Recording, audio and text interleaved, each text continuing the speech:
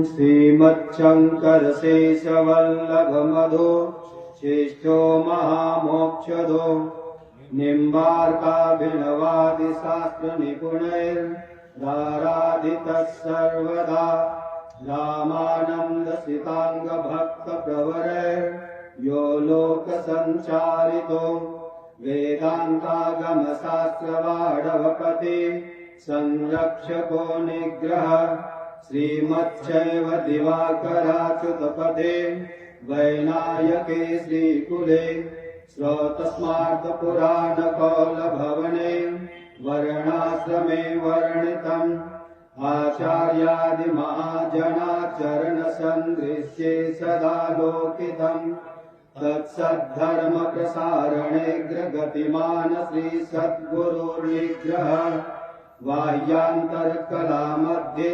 भाण्डब्रह्माण्डचारिणीं वेश्यतां त्रिगुणातीतां वन्दे निग्रहकारिणीं शास्त्रारण्यमहासिंहं शास्त्रसिन्धोऽस्तिमिङ्गलं नमः समन्वयाचार्यं निग्रहं धूर्तनिग्रहं धर्मसंरक्षणार्थाय धर्मसंहारहेतवे निग्रहाणां च धर्माद्या लोके लोके प्रवर्धताम्। श्री प्रेम से बोले गणेश महाराज की, बोले सियावर रामचंद्र की, बोले पवन सुत हनुमान की, बोले शंकर भगवान की, बोले श्री निग्रहाचार्य महाराज की। श्रीनाथादिगुरुत्रयं गणपतिं पीठत्रयं भैरवं सिद्धौघं वटुकत्रयं पदयुगं ज्योतिक्रमन्मण्डलम् वीरानष्टचतुष्कषष्टिनवकं वीरावलिं पञ्चकं श्रीमन्मालिनीमन्त्रराजसहितं वन्दे गुरोर्मण्डलम् यं ब्रह्मा वरुणेन्द्ररुद्रमरुतस्तुवन्ति दिव्यस्तवैर्वेदैः साङ्गपदक्रमोपनिषदैर्गायन्ति यं सामगाः ध्यानावस्थिततद्गतेन मनसा पश्यन्ति यं योगिनो यस्यां तन्न विदुः सुरासुरगणा देवाय तस्मै नमः। या माया नभुकैटभप्रमथनी या माहिषोन्मूलिनी या ऊम्रेक्षणचण्डमुण्डदलनी या रक्तबीजाशनी शक्तिः शुम्भनिशुम्भदैत्यमथनी या सिद्धलक्ष्मीपरा सा दुर्गा नवकोटिमूर्तिसहिता मां पातु विश्वेश्वरी। यन्मायावशवर्ति विश्वमखिलं ब्रह्मादिदेवासुरा यत्सत्पादं विषैव भाति सकलं रज्जौ यथाहिर्भ्रमः यत्पादप्लवमेकमेव हि भवाम्भोधैस्थितीर्षावतां वन्देऽहं तमशेषकारणपरं रामाक्षमीशं हरिम् वन्दे देवमुमापतिं सुरगुरुं वन्दे जगत्कारणं वन्दे पन्नगभूषणं मृगधरं वन्दे पशूनां पतिं वन्दे सूर्यशशाङ्कवह्निनयनं वन्दे मुकुन्दप्रियं वन्दे भक्तजनाश्रयं च वरदं वन्दे शिवं शङ्करम् वन्दे वानरनारसिंहथगराट्रोडाश्ववक्त्रान्वितं दिव्यालङ्करणं कृपं च नयनं देदीप्यमानं रुजा हस्ताब्जैरसिधेटपुस्तकसुधाकुम्भाङ्कुशाद्रिं खट्वाङ्गं मणिभूरुहं दशभुजं सर्वारिवीरापहम्। प्रेम से बोलिए आनंदकंद भगवान की। भगवान नाम संकीर्तन करें। श्री राम जय राम जय जय राम श्री राम जय राम जय जय राम श्री राम जय राम जय जय राम श्री राम जय राम जय जय राम जय जय विघ्नहरण हनुमान जय जय विघ्नहरण हनुमान श्री राम जय जय राम श्री राम जय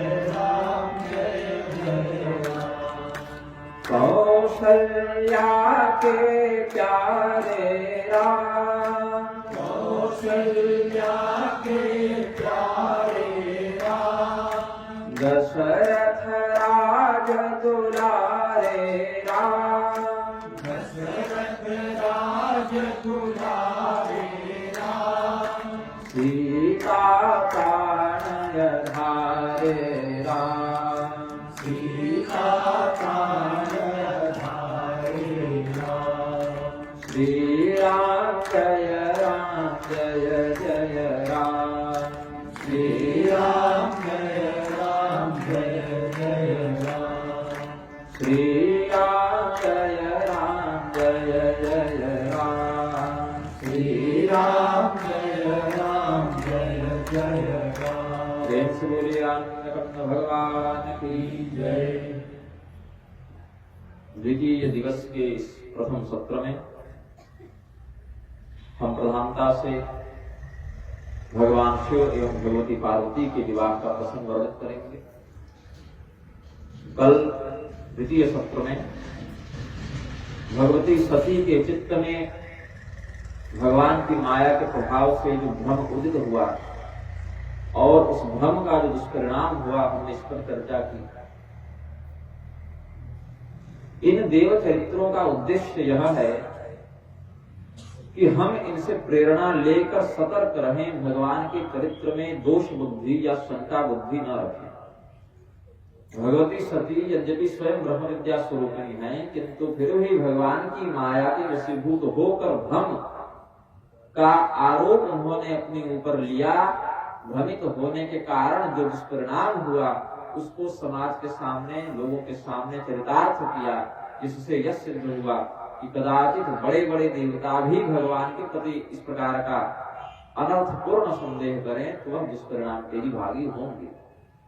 इसीलिए देवताओं ने भी मनुष्यों को शिक्षा देने के लिए कई बार ऐसी लीलाएं की हैं जो बाहर से तो देखने पर उनके प्रभाव में न्यूनता का प्रदर्शन करती हैं, किंतु जब हम तत्वतः विचार करें तो उनके उस लीला के मौढ़्य के पीछे, उनके अज्ञान के पीछे, उनके भ्रम के पीछे जो उद्देश्य है वह हमें शिक्षित करने का होता है। भगवान के ऊपर मरण धर्मा मनुष्यों का भाव रखते हुए यदि व्यक्ति संदेह करेगा, उनके कथानक, उनके चरित्रों के पीछे के तत्व रहस्य को न समझने के कारण कोई उन पर मनुष्य बुद्धि करेगा। अवजानन्ति मां मूढ़ा मां सिद्धमाश्रितम् परम भाव अजानन्तो मम भूतमहेश्वरम्। भगवान के दिव्य परब्रह्म स्वरूप को न समझकर उन्हें सामान्य मनुष्य मानते हुए जो व्यक्ति उनके साथ वैसा ही भाव रखेगा, भगवती सती के जीवन में जिस प्रकार का दुष्परिणाम घटित हुआ ऐसा ही उन्हें भी प्राप्त होगा, यह भाव है। भगवती सती ने महादेव के अपमान से क्षुब्ध होकर अपने पिता प्रजापति दक्ष के यज्ञ में योगाग्नि से अपने शरीर का परित्याग किया एवं अगले अवतार के रूप में हिमालय की पुत्री पार्वती के रूप में उनका पदार्पण हुआ। जैसे भगवान श्री रामचंद्र जी मानवों के समान गर्भ में नहीं रहे, अपितु सीधे प्रसव काल के आगमन पर प्रकट हो गए। वह प्रकट कृपा है। भगवान श्री कृष्ण ने भी कोई मनुष्यों के समान जन्म नहीं लिया, अभी तो प्रकट हो गए। आविरासी तथा प्राच्यन दिशा पुष्कल प्रकट हो गए, अपने आप को उन्होंने संभाव्यात्म माया प्रकट कर लिया। वैसे ही भगवती पार्वती का भी अवतार प्राकृतिक रूप से गर्भजन्य नहीं हुआ है, अपितु इन्होंने भी स्वयं को सर्वप्रथम हिमालय और पार्वती के समक्ष प्रकट कर दिया था। फिर हिमालय ने जब इनके उस विश्व रूप का दर्शन किया, सर्वत्र भगवती की सत्ता देखी, तो भगवती से तत्व जिज्ञासा व्यक्त की, ब्रह्म ज्ञान की जिज्ञासा व्यक्त की, जिसको भगवती गीता के नाम से भी जानते हैं। हिमालय को देवी पार्वती ने वह ब्रह्म ज्ञान दिया। जो ज्ञान हिमालय को भगवती पार्वती ने दिया है, वही ज्ञान कुछ मात्रा में अर्जुन को भगवान कृष्ण ने और माता देवहूति को भगवान कपिल ने अपने अपने प्रसंगों में दिया है। फिर मैना के अनुरोध पर भगवती ने छोटी नवजात बालिका का रूप धारण कर लिया। जो हिमाचल की पत्नी है मेना, जो जनक की पत्नी है सुनैना, और जो वृषभानु की पत्नी है कीर्ति, ये तीनों आपस में सगी बहन थी, पितरों की कन्या है। ये तीनों पितरों की कन्या थी और तीनों सगी बहन थी। इसमें एक के घर में पार्वती के रूप में भगवती आई, एक के घर में सीता के रूप में आई और एक के घर में राधा के रूप में आई। अलग अलग कालखंड में, सत्ययुग में पार्वती के रूप से, त्रेता में सीता के रूप से, द्वापर में राधिका जी के रूप से। ऐसे भगवती के 3 अवतारों का वर्णन भी अन्य ग्रंथों के आश्रय से समझना चाहिए। भगवती पार्वती ने जब पर्वतराज हिमालय के यहाँ पुत्री के रूप में अवतार ग्रहण किया, यद्यपि हिमालय पहले भी बहुत शोभायमान प्रतीत होते थे, बहुत दृढ़ता थी उनके व्यक्तित्व में, बहुत ही सुंदर, बहुत ही मनोरम, बहुत ही स्थैर्यत्व से वे युक्त थे, किंतु भगवती के पदार्पण होने पर उनका जो ऐश्वर्य है, उनकी जो शोभा है, इसमें और भी वृद्धि हो गई। और जो जो ऋषि महर्षि पहले हिमालय में नहीं भी रहते थे, अन्य क्षेत्रों में रहते थे, वे भी अपने अपने आश्रमों के लिए हिमालय में ही आ गए, वहीं आश्रम बना लिया, वहीं तपस्या करने के लिए पहुंच गए। पहले जो नदियां बहती थी वे और भी निर्मल हो गईं, साथ ही कुछ अन्य नदियां भी वहां प्रकट हो गईं, रत्न मणि इत्यादि के खान प्रकट हो गए, वृक्षों में और भी अधिक सुंदर फूल फल इत्यादि लगने लगे। तो हिमालय पर्वत जो पहले से शोभायमान था, उसकी विशेष शोभा हो गई। किंचित कालांतर देवर्षि नारद का आगमन हुआ। देवर्षि नारद के आने पर, देवर्षि के आने पर पर्वतराज हिमालय ने उनका बड़े भक्ति भाव के साथ समादर किया। और जैसा सामान्यतया माता पिता करते हैं कि कोई इस प्रकार से बांधा जाए तो अपनी कन्या का भविष्य जानने की इच्छा रखते हैं कि आप बताइए किससे विवाह होगा, इनके जीवन में क्या क्या घटनाएं घटित होंगी, ऐसा जो सामान्य भाव माता पिता का रहता है। उसी के कारण हिमालय ने अपनी पुत्री पार्वती के भविष्य को जानने की इच्छा से नारद मुनि के पास निवेदन किया। नारी सहित मुनि पद सिरुनावा, नारी सहित मुनि पद सिरुनावा, चरण सलिल सब भवन सिचावा, चरण सलिल सब भवन सिचावा, निज सौभाग्य बहुत गिरिवरना, निज सौभाग्य बहुत गिरिवरना, सुता बोली मेरी मुनि चरना, सुता बोली मेरी मुनि चरना। क्या पूछती है भगवती मीना? पर्वतराज हिमालय त्रिकालज्ञ सर्वज्ञ तुम्हां, गति सर्वत्र तुम्हारी, कहु सुता के दोष गुना, मुनिवर हृदय विचारी। आप तो त्रिकालज्ञ हैं, जो घटनाएं घटित हो चुकी हैं उनका भी आपको बोध है, जो अभी घटित हो रही हैं वर्तमान जगत में उन्हें भी आप जानते हैं, जो घटनाएं घटित नहीं हुई हैं, जो भविष्य में घटित होने वाली हैं, ऐसी अनागत घटनाओं को भी आप जानते हैं। नारद ने कहा क्या करें, इतनी सिद्धियों का तो है मुझे, लेकिन तुम्हें किस बात को जानना है, इस बात की जिज्ञासा है। तो अपनी पुत्री की ओर संकेत करते हुए कहा, कहु सुता के दोष गुना, मुनि बर हृदय विचार। अपने हृदय में विचार करके हमारी जो पुत्री पार्वती है उसके दोष गुणों का वर्णन करें। नारद मुनि तो पहचान गए, जो साक्षात मूल प्रकृति है। ब्रह्म और पुराण में भी है, देवी भागवत में भी है, कुछ पाठ में हो सकता है, लेकिन सिद्धांत यही है, गणेश जननी दुर्गा राधा लक्ष्मी सरस्वती सावित्री तो सृष्टि विधो प्रकृति पंचधा भवेत, ये बात वर्णित है। भगवान गणेश की माता जो है जगदम्बिका दुर्गा पार्वती, वो राधा लक्ष्मी सरस्वती और सावित्री, ये 5 मूल प्रकृति के 5 भाग हैं जो सृष्टि के प्रारंभ में ही थे। तो उन्हीं मूल प्रकृति का अंश भगवती पार्वती भी है। देवर्षि नारद ब्रह्म तत्व को जानने वाले हैं, सर्वज्ञ कल्प हैं। इसीलिए जब जिज्ञासा व्यक्त की मीना ने, जिज्ञासा व्यक्त की हिमाचल ने, तो देवर्षि नारद ने ज्ञान बुद्धि से विचार किया कि ये तो साक्षात जगत जननी है, इनमें न कोई गुण है न कोई दोष है, ये सर्वथा निर्दोष भी है और मूल प्रकृति होने से निर्गुण भी है। लेकिन वर्तमान में चूंकि ये सगुण रूप को लेकर आए हैं, तो कुछ गुणों का कुछ दोषों का हमें वर्णन करना पड़ेगा। देवर्षि नारद ने कहा, तुम्हारी यह जो अंबिका नाम वाली पुत्री है, भवानी नाम वाली पुत्री है, उमा नाम वाली पुत्री है, अभी तक भगवती के नाम पड़े नहीं है, अभी केवल पार्वती यही नाम है, पर्वत की पुत्री पार्वती।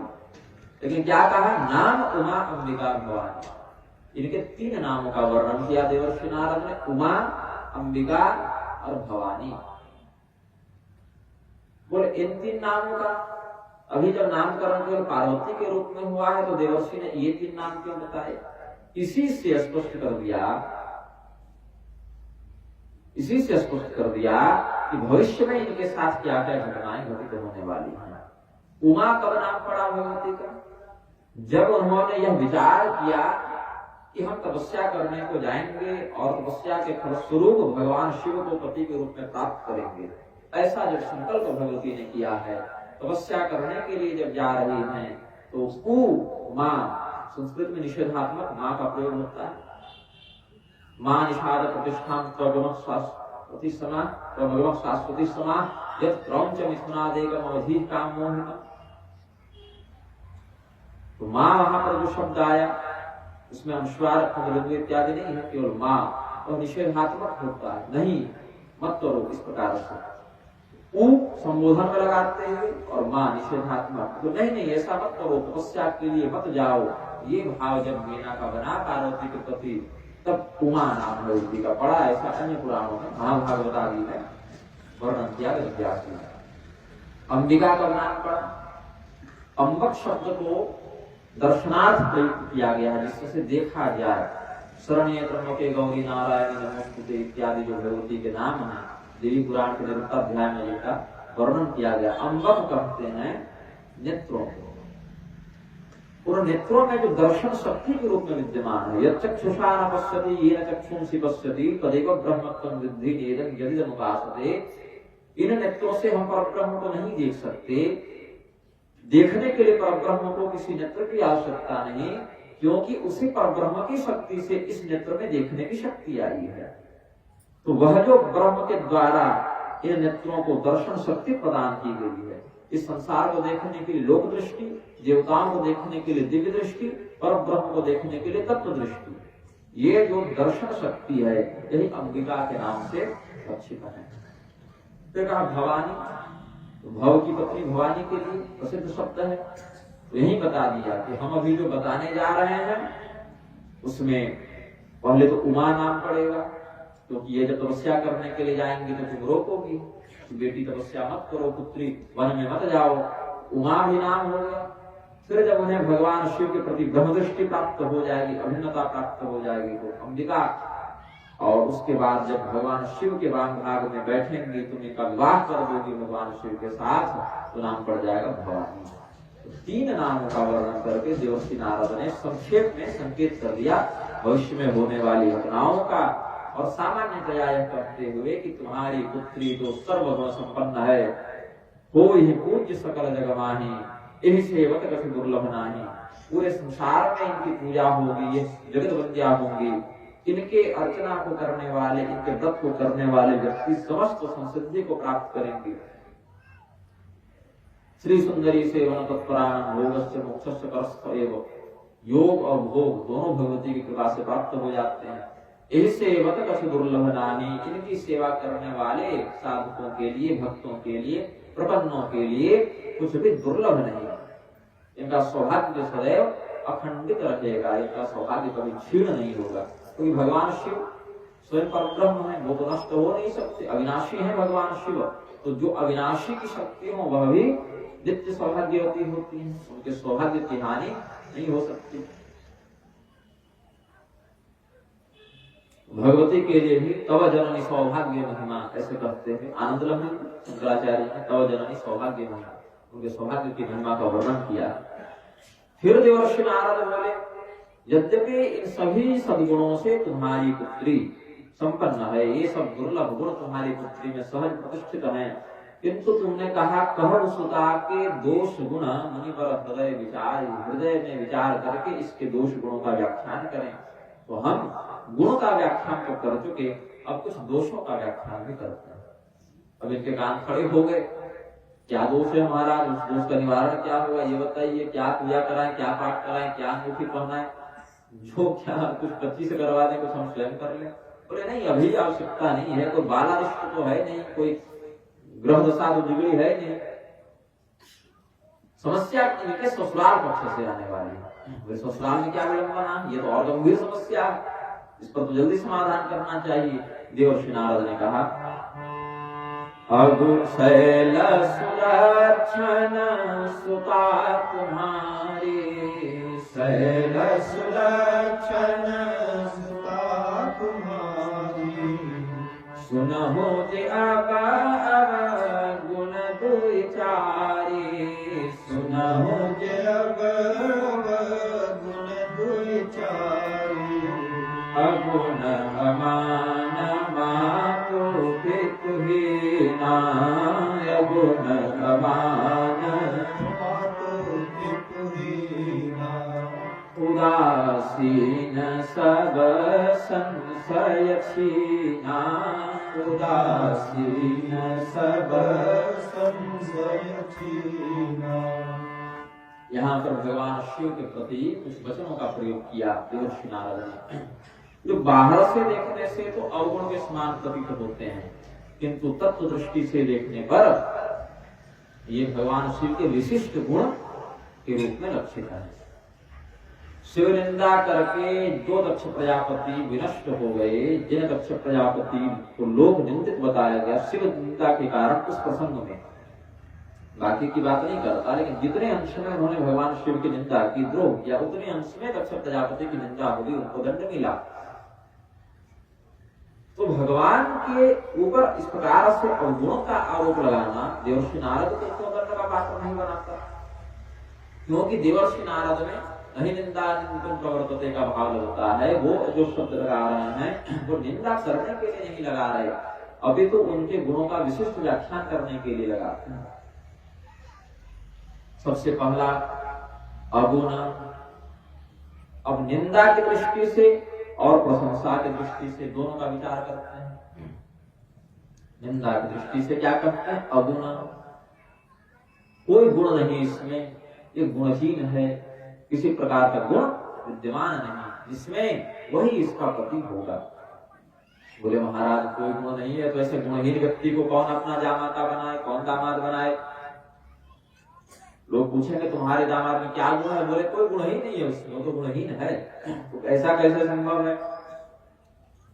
अगुण का भाव यहाँ पर जो तत्व दृष्टि से समझते हैं, सभी गुणों से जो अतीत हो, किसी गुण से जो व्याप्त न हो, किसी गुण का जिस पर प्रभाव नहीं पड़ता हो। कौन कौन से गुण है भाई, सत्वं रजस्तम इति गुणाः प्रकृति संभवा निबध्नन्ति महाबाहो देहे देहिनम् अव्ययम्।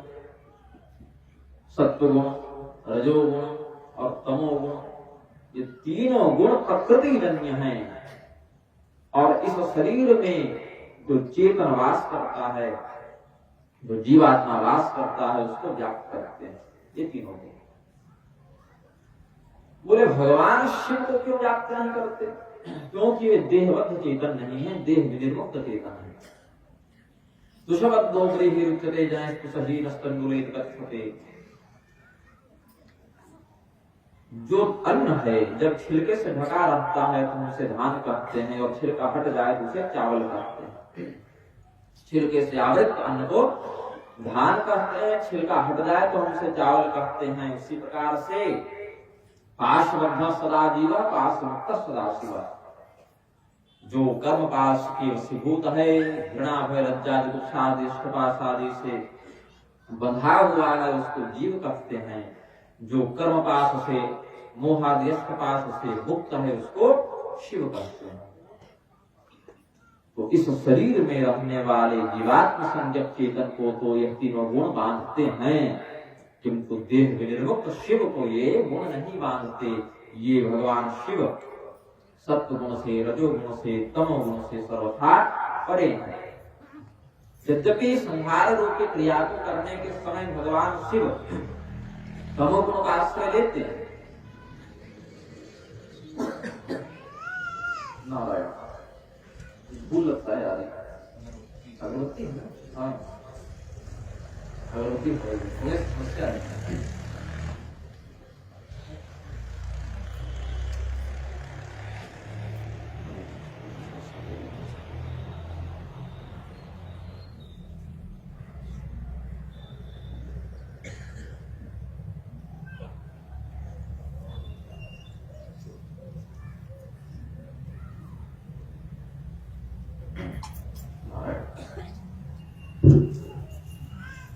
जो गुणत्रयी से अतीत है, सत्व गुण, रजोगुण, तमोगुण का जिस पर प्रभाव नहीं पड़ता, ऐसे भगवान शिव को देवर्षि नारद ने अगुण कहा। मतलब उनमें कोई गुण नहीं है, वह गुणों से निर्मुक्त हैं, गुणों से अतीत हैं। नारायण बैठ जाइए।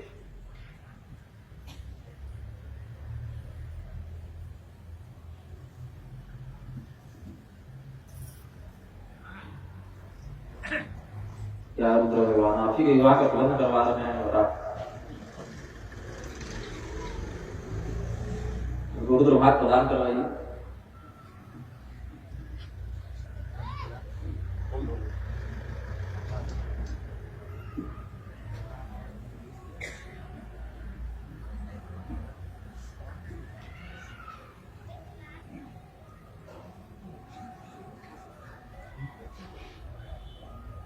विलज्ज उद्गायते नृत्यते च मधुभक्ति युक्तो भजन पुनाते। इसलिए प्राथमिक दृष्टि रखना चाहिए। बस कराणाम बताइए भी हम प्रणाम ही करते हैं यजुर्वेद। अमान दूसरा लक्षण क्या बताया? अमान। तो कहा जा माता क्या है, उनका कोई मान सम्मान है? बोले नहीं, उनका कोई मान सम्मान भी नहीं है। क्योंकि कई बार देखा गया है कि व्यक्ति में कोई सदगुण न भी हो, लेकिन बड़े खानदान से हो, किसी राजा का पुत्र हो, किसी करोड़पति का पुत्र हो, तो लोग उसको प्रतिष्ठा देते हैं, सम्मान देते हैं। कोई मूर्ख से मूर्ख व्यक्ति भी किसी बड़े मठ का महंत बन जाए, बड़े दुराचारी हो, मूर्ख हो, लेकिन उस गद्दी पर बैठ जाने मात्र से लोग गद्दी का एक भाव रखते हैं, उसको सम्मान दे देते हैं उतने अंश में। तो बोले कोई गुण नहीं है तो कोई मान सम्मान भी तो होना चाहिए कम से कम। बोले नहीं, अमान है, मान सम्मान भी नहीं है। मान जिसका निश्चित कर दिया जाए, जो सीमित हो वह मान है, मित है या मान है, और जो असीमित हो वह अमान है।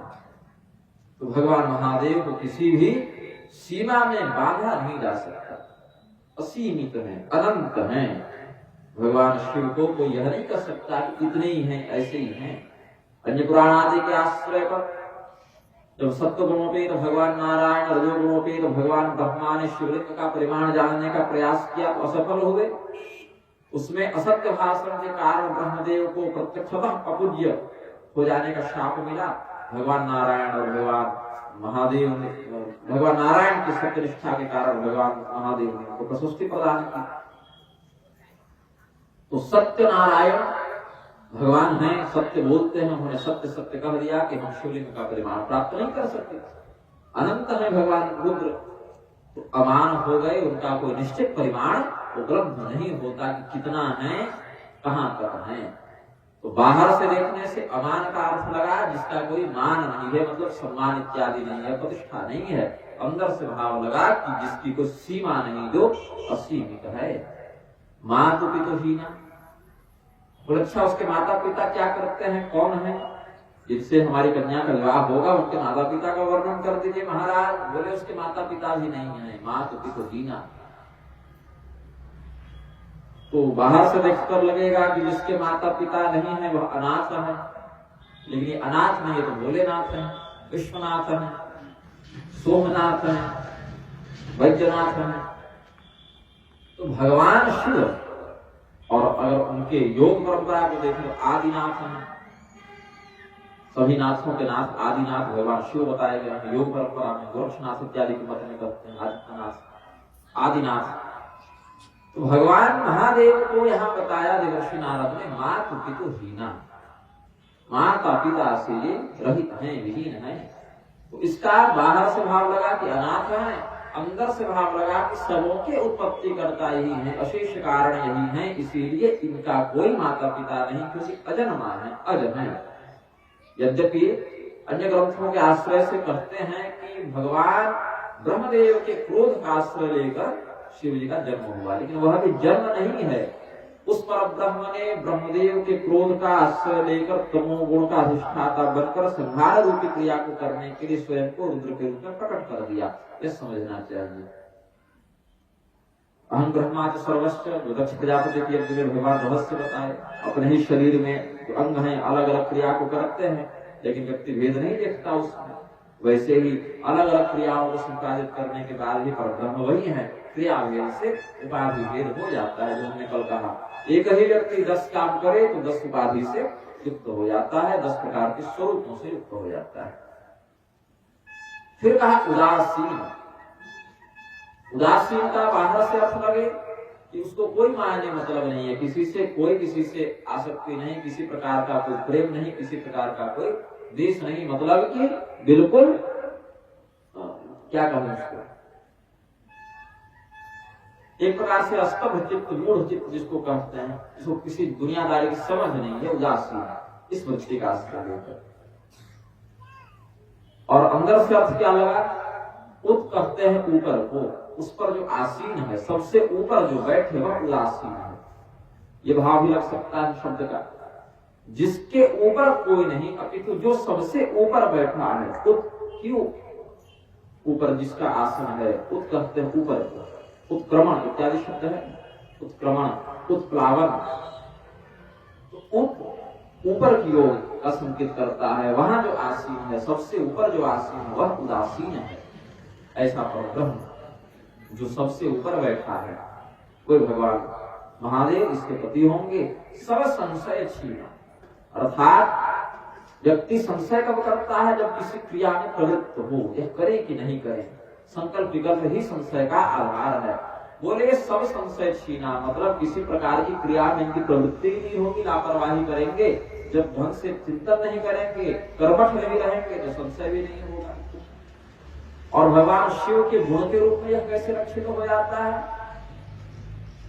चित्रं वटतरोर मूले वृद्धा शिष्या गुरु युवा, गुरोस्तु मौनं व्याख्यानं शिष्यास्तु छिन्न संशया। भगवान दक्षिणामूर्ति का स्वरूप जब महादेव ने धारण किया तो बरगद के वृक्ष के नीचे बैठे थे। बड़े बड़े वृद्धावस्था को प्राप्त ऋषि महर्षि उनके शिष्य बनकर आए, और भगवान शिव अत्यंत युवा शरीर को, जवान शरीर को धारण किए हुए थे। उस प्रवचन में एक भी शब्द नहीं बोला गया, बिल्कुल शिव जी मौन रह गए। गुरोस्तु मौनम व्याख्यानम, गुरु का जो व्याख्यान था वह मौन ही उनका व्याख्यान था, लेकिन उनके मौन मात्र में भी इतना गांधीर्य था, इतना प्रातिभ था कि उनके दर्शन मात्र से ऋषियों का संशय नष्ट हो गया। तो जो अपने दर्शन मात्र से अपने शिष्य का संशय नष्ट कर दे, ऐसा व्यक्ति स्वयं किसी संशय से युक्त कैसे हो सकता है।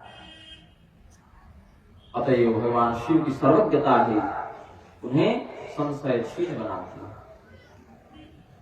ये जो अवगुण बताए, अगुण, अमान, मातु पितु दीना, उदासीन, सब संशय छीना, ये जो अवगुण बताए ये भगवान शिव के परिप्रेक्ष्य में जाकर अत्यंत विशिष्ट अद्वितीय गुण के रूप में लक्षित हो जाता है। अब भगवान के इस प्रकार से स्वरूप का जब लक्षणात्मक वर्णन सुना मेना और हिमालय ने, तो उनके नेत्रों में जल भर आया। अपनी पुत्री का जीवन इतना कष्टमय होगा, ऐसा जब भय उनके हृदय में व्याप्त हुआ तो वे रोने लगी। मेना भगवती, राजा हिमालय रोने लग गए। भगवती पार्वती के नेत्रों में भी जल भर आया। जब जल भर आया तो लोग समझ नहीं पाए कि इनके नेत्रों में जो जल है वह प्रसन्नता के हैं कि उदासी के हैं। बाहर से क्या, नारद हूं यह भेद न जान। पार्वती के नेत्रों में जो जल है, मेना और हिमालय के नेत्रों में जो जल है, इनमें क्या भेद है इसको नारद मुनि भी नहीं जान सके। मेना और हिमालय तो यह सोचकर रो रहे हैं कि हमारे जामाता इस प्रकार से अवगुणी होंगे, हमारी पुत्री को उत्तम वर नहीं मिलेगा, इसका खेद है उन्हें। और भगवती के नेत्रों में जो जल है वो इसीलिए है कि भगवान शिव में ये सारे लक्षण घटित होते हैं, अतएव इस जन्म में हमें भगवान प्राप्त हो जाएंगे। पिछले जन्म में हमने जो अपराध किया था, भगवान ने हमारा मानसिक परित्याग कर दिया था, अब वह इस जन्म में लागू नहीं होगा। अब भगवान हमें स्वीकार करेंगे। ये प्रसन्नता उनके हृदय में, ये उल्लास उनके हृदय में है। और देवर्षि नारद के मुख से निकला वाक्य ब्रह्म वाक्य असत्य नहीं हो सकता, इस प्रकार का विश्वास धारण करके भगवती पार्वती पुलकित हो गई, हर्षित हो गई। उनके नेत्रों में प्रेमाश्रु का बाहुल्य हो गया और वे क्षण भर के लिए भगवान की भक्ति में मग्नता को प्राप्त कर दी, आश्रित समाधि की स्थिति में चली गई। देवर्षि नारद को अपना उपदेश करके जाने लगे, भाई तुमने जो अपने पुत्र के भविष्य के विषय में हमसे प्रश्न किया, हमने बता दिया। परिहस्त असरेख, इसके हाथ में ऐसी रेखा पड़ी हुई है, वस्त्र भी नहीं पहनेगा तुम्हारा जामाता, इससे अधिक कठोर शब्द क्या हो सकता। भगवान शिव से लोगों ने पूछा वस्त्र क्यों नहीं पहनते, बोले पहने तो है, तुम्हें दिखता कहां है, तुम लोग वस्त्र पहनकर भी निर्वस्त्र हो और मैं नहीं पहनकर भी वस्त्रवान हूं, क्योंकि वास्तव में लोगों का जो वस्त्र है वह वेद त्रयी है, धर्मानुसार आचरण करना, वैदिक मर्यादा ही लोगों का वस्त्र है। ब्रह्मांड पुराण में इस रहस्य को भगवान ने खोला है, ऋषियों के प्रश्न करने पर। ब्रह्मांड पुराण में देवर्षि नारद के पूछने पर, महर्षि भृगु के पूछने पर, विश्वामित्र आदि के पूछने पर ऋषि महर्षियों के प्रश्न का उत्तर देते हुए भगवान ने कहा, जो व्यक्ति धर्मानुसार वैदिक मर्यादा के अनुसार सब धर्माचरण करता है वह व्यक्ति ही वस्त्रवान है। जो व्यक्ति बाहर से रेशम के, कपास के इत्यादि का वस्त्र पहन कर भी शास्त्र विरुद्ध आचरण करता है उसको निर्वस्त्र ही जानना चाहिए। ये रहस्य भगवान ने कहा। तो जब देवर्षि नारद इस प्रकार से कह के जा रहे थे तो राजा हिमालय ने कहा कि महाराज ये तो आपने समस्या बताई, समाधान कहाँ बताया।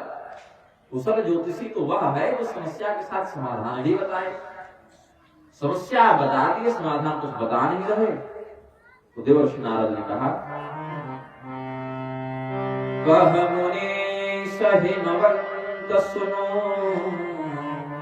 जो विधि लिखा लीला, देवदनुज नर नागमुनि, को न में तनिहार। हे हिमालय, जो मैं कहता हूँ उसको अक्षरशः सत्य जानो, ये विभाग हमारे पिताजी का है। देवर्षि नारद के पिता है ब्रह्मा विधि, बोले ये हमारे पिताजी का काम है। जो विधि लिखा लीलार, जो मस्तक में कपाल रेखाओं में ब्रह्मदेव ने लिख दिया, उसको कोई देवता, राक्षस, मनुष्य, नाग, ऋषि, महर्षि नहीं मिटा सकते। यद्यपि भाव ही मेट सके त्रिपुरारी, त्रिपुरारी तो देव दनुज नर नाग मुनि में नहीं आते हैं, वो तो परम ब्रह्म है। भगवान को, भगवान नारायण, भगवान महादेव इत्यादि को देवता कहना भी एक प्रकार से इनकी निंदा ही है, क्योंकि ये देवताओं के भी परम देवता है। देवताओं की अपेक्षा भी इनका जो स्तर है बहुत विलक्षण है। इनको देवता भी अगर कहें एक दृष्टि से वह भी इनके लिए उपयुक्त उपाधि नहीं है। तो देवाधिदेव, महादेव इत्यादि विशिष्ट लक्षणों का हम प्रयोग करते हैं। भगवान महादेव यद्यपि भावी को मेटने में समर्थ हैं, लेकिन यहाँ पर वो भावी मेटेंगे नहीं, क्योंकि यही भावी तो उनके भावी विवाह का निमित्त बनने वाला है।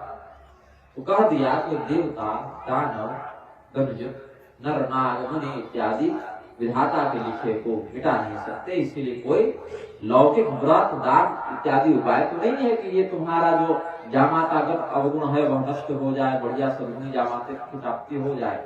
लेकिन एक इसमें अपवाद हो सकता है कि जितने जितने हमने अमंगलकारी तत्वों का तुम्हारे सामने वर्णन किया, तो सभी अमंगलकारी तत्व जाकर भगवान शिव में मंगल सूचक प्रभाव को धारण कर लेते हैं। इस प्रकार से जे जे बर के दोष बखाने, जे जे बर के दोष बखाने, ते सब शिव कहीं मैं अनुमाने, सब शिव परी जो विवाहु शंकर सन होई, जो विवाहु शंकर सन होई। दो सब गुण सम कह सब होई, दो सब गुण सम कह सब होई। इस प्रकार से जितने अवगुणों का हमने तुम्हारे समक्ष वर्णन किया, ये सभी भगवान शिव में भी विद्यमान है, किंतु अमंगल के रूप में नहीं, मंगल के रूप में विद्यमान है। सर्प पर शयन करना बड़ा अमंगल सूचक लक्षण है, किंतु वही जब भगवान विष्णु पर लागू होता है तो उसके परम ऐश्वर्य का प्रतीक हो जाता है, परम सद्गुण का प्रतीक हो जाता है। भगवान सूर्य का प्रकाश उचित वस्तु पर, अनुचित वस्तु पर सब जगह पड़ता है, किंतु अपने महिमा के कारण भगवान सूर्य उससे लिप्त नहीं होते, उन्हें कोई अशुद्धता की प्राप्ति नहीं होती। अग्नि में अपने अपने स्थान पर अग्निदेव के अंदर कोई हवन से आहुति कर रहा है, कचरा जला रहा है, कोई दीपक के रूप में प्रयोग कर रहा है, कोई अंतिम क्रिया के लिए प्रयोग कर रहा है, कोई विवाह के लिए प्रयोग कर रहा है, कोई खाना बनाने के लिए, भोजन प्रसाद बनाने के लिए प्रयोग कर रहा है। तो एक ही अग्नि बहुत से शुद्ध अशुद्ध तत्वों को जलाती है, उसका दहन करती है, किंतु वह अग्नि उस दोष से लिप्त नहीं होती। तो कहा जो समर्थ है उसको इन शुभाशुभ परिणामों का प्रभाव नहीं पड़ता। अब लोग इस उक्ति का दुरुपयोग करने लगे हैं, समर्थ को नहीं दोष गोसाई, मतलब जिसके पास बहुत पैसा है और जिसके पास बहुत लोग हैं और समर्थ हो गया, ऐसा नहीं। अभी अगर कोई करोड़पति, अरबपति, ब्राह्मण, ऐसे तो देखने कब मिलते हैं, करोड़पति, अरबपति, ब्राह्मण देखने को कब मिलते हैं, अन्य वर्णों में तो है। लेकिन अगर वह विजातीय या विधर्मी विवाह कर ले तो लोग क्या करेंगे, जानते हैं वह गलत क्या है, लेकिन बहुत प्रखरता से उसका विरोध नहीं कर पाएगा, उसके धनबल के कारण। कोई बहुत अमीर व्यक्ति अगर कोई अधर्म कर दे तो लोग उसका विरोध उतनी दृढ़ता से नहीं कर पाएंगे जितना एक निर्धर का कर लेंगे, और वहां पर वकालत में क्या कर देंगे, समर्थ को नहीं दोष गोसाई। ऐसा नहीं। लौकिक मनुष्य के पास जितनी शक्ति, जितना धन, जितना ऐश्वर्य या जितना ज्ञान, प्रतिष्ठा हो सकती है आज के पीढ़ी परिप्रेक्ष्य में, उससे करोड़ों गुना अधिक रावण, कुंभकर्ण, दुर्योधन, शिशुपाल आदि के पास थी, फिर भी अपने अशुभ कृत्य का उन्हें दंड मिला, क्योंकि वे समर्थ नहीं थे। समर्थ कैसा हो इसको भी गोस्वामी ने वर्णन किया। समर्थ को नहीं दोष गोसाई, समर्थ कहो नहीं दोष गोसाई। रवि पावक सुर सरी की नाई, रवि पावक सुर सरी की नाई। सूर्य के समान समर्थ हो, अग्नि के समान समर्थ हो, गंगा के समान समर्थ हो, तब शुभाशुभ का प्रभाव उस पर नहीं पड़ता।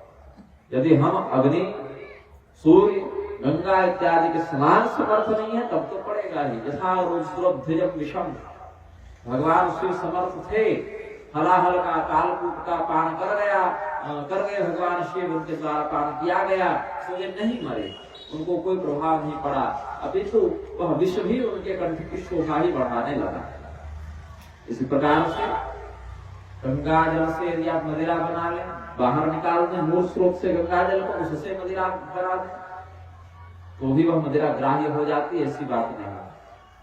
लेकिन बाहर की सामान्य जल से बनी मदिरा भी गंगा जी में डाल दें, उससे अभिन्न हो जाएगा, 1-2-4 किलोमीटर के बाद वही गंगा जल, कोई दोष नहीं।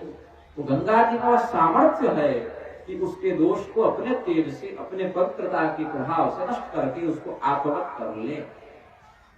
इसीलिए गंगा जी को दोष नहीं लगता सामर्थ्य बल के कारण।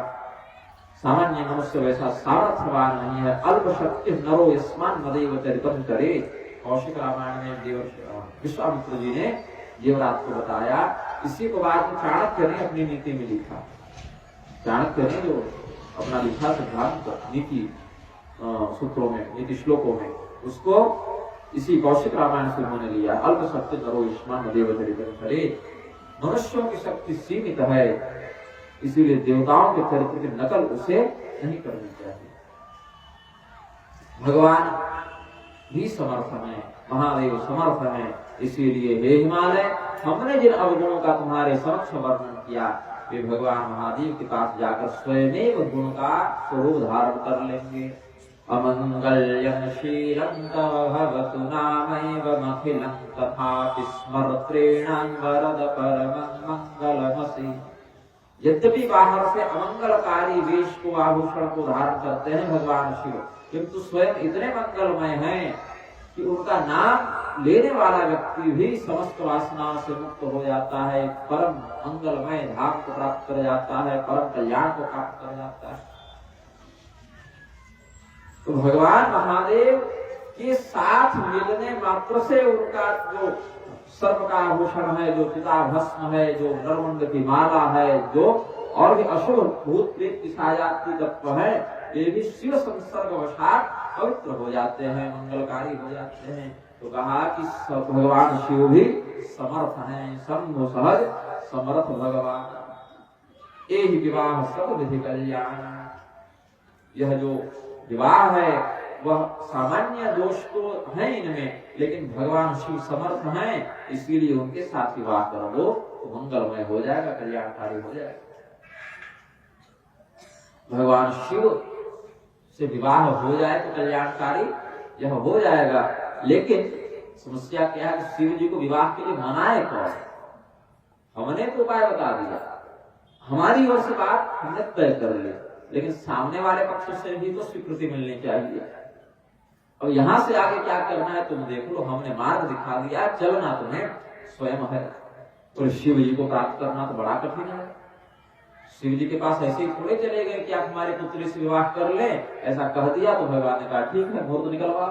ऐसा तो संभव नहीं है। भगवान शिव को प्राप्त करना है तो उसके लिए अद्भुत समर्पण, अद्भुत भक्ति, तपोबल की आवश्यकता है। ऐसा विचार करके भगवती पार्वती ने तपस्या का संकल्प किया।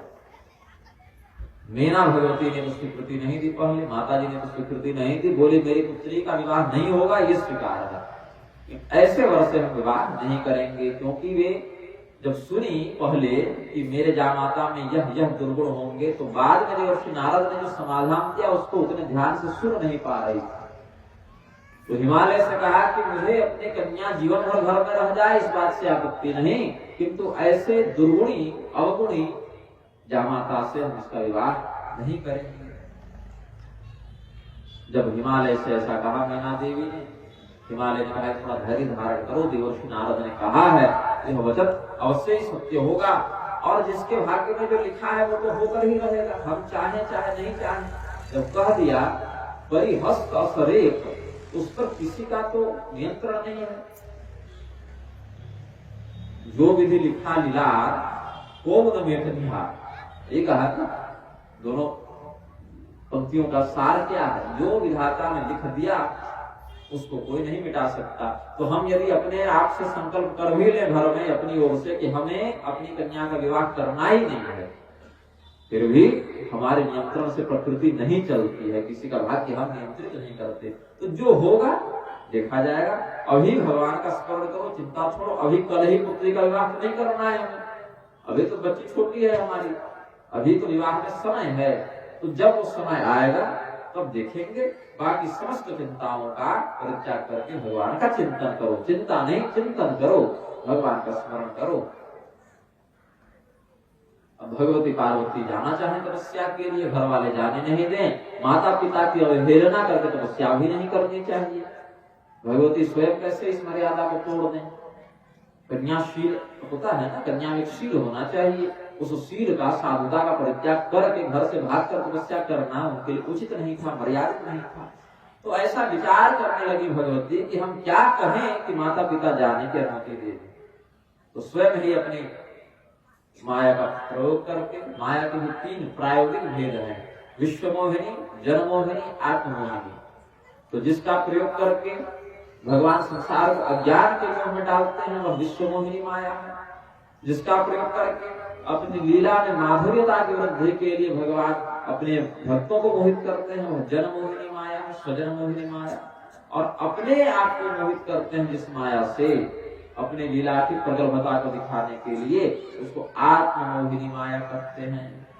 जैसे लक्ष्मण जी के शक्ति बाण लग जाने पर भगवान श्री रामचंद्र जी ने स्वयं को अपनी माया से दुखी दिखाते हुए लीला की, सीता जी के वियोग में दुखी दिखाते हुए लीला की।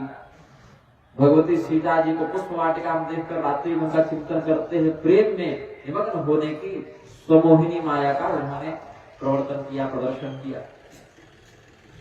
तो भगवान या भगवती भी अपने अवतारों में जो अवतार का उद्देश्य है, घटनाक्रम जैसा चलना चाहिए, उसको पूर्णता प्रदान करने के लिए स्वजन मोहिनी माया का विस्तार करते हैं।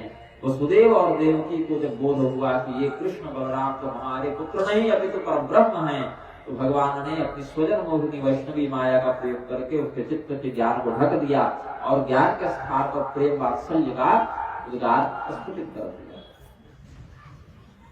भगवती ने भी यहाँ पर यही किया। उनके माता पिता के अंदर जो भय व्याप्त हो रहा था, जो संकोच व्याप्त हो रहा था, जिसके कारण भगवती तपस्या करने के लिए नहीं जा पा रही थी, उसमें जो विघटन, जो त्रुटि उत्पन्न हो रही थी, उसको दूर करने के लिए भगवती ने क्या कहा? सुनहि मातु मैं दीख असन, सपन सुनावन तोहि, सुंदर गौर सुबे प्रवर, अस उपदेश मोहि। प्रातः काल उठकर अपनी माता को कहती है, माँ आज मैंने बड़ा अद्भुत स्वप्न देखा। क्या देखा पुत्री स्वप्न में?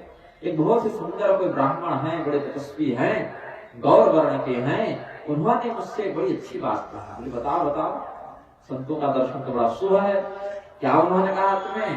तो कहती है, करहि जाई तपशैल कुमारी, करहि जाई तपशैल कुमारी, नारद कहा सो सत्य विचारी। हे शैल कुमारी, हे पर्वतराज की पुत्री, तुम तपस्या करो जाकर।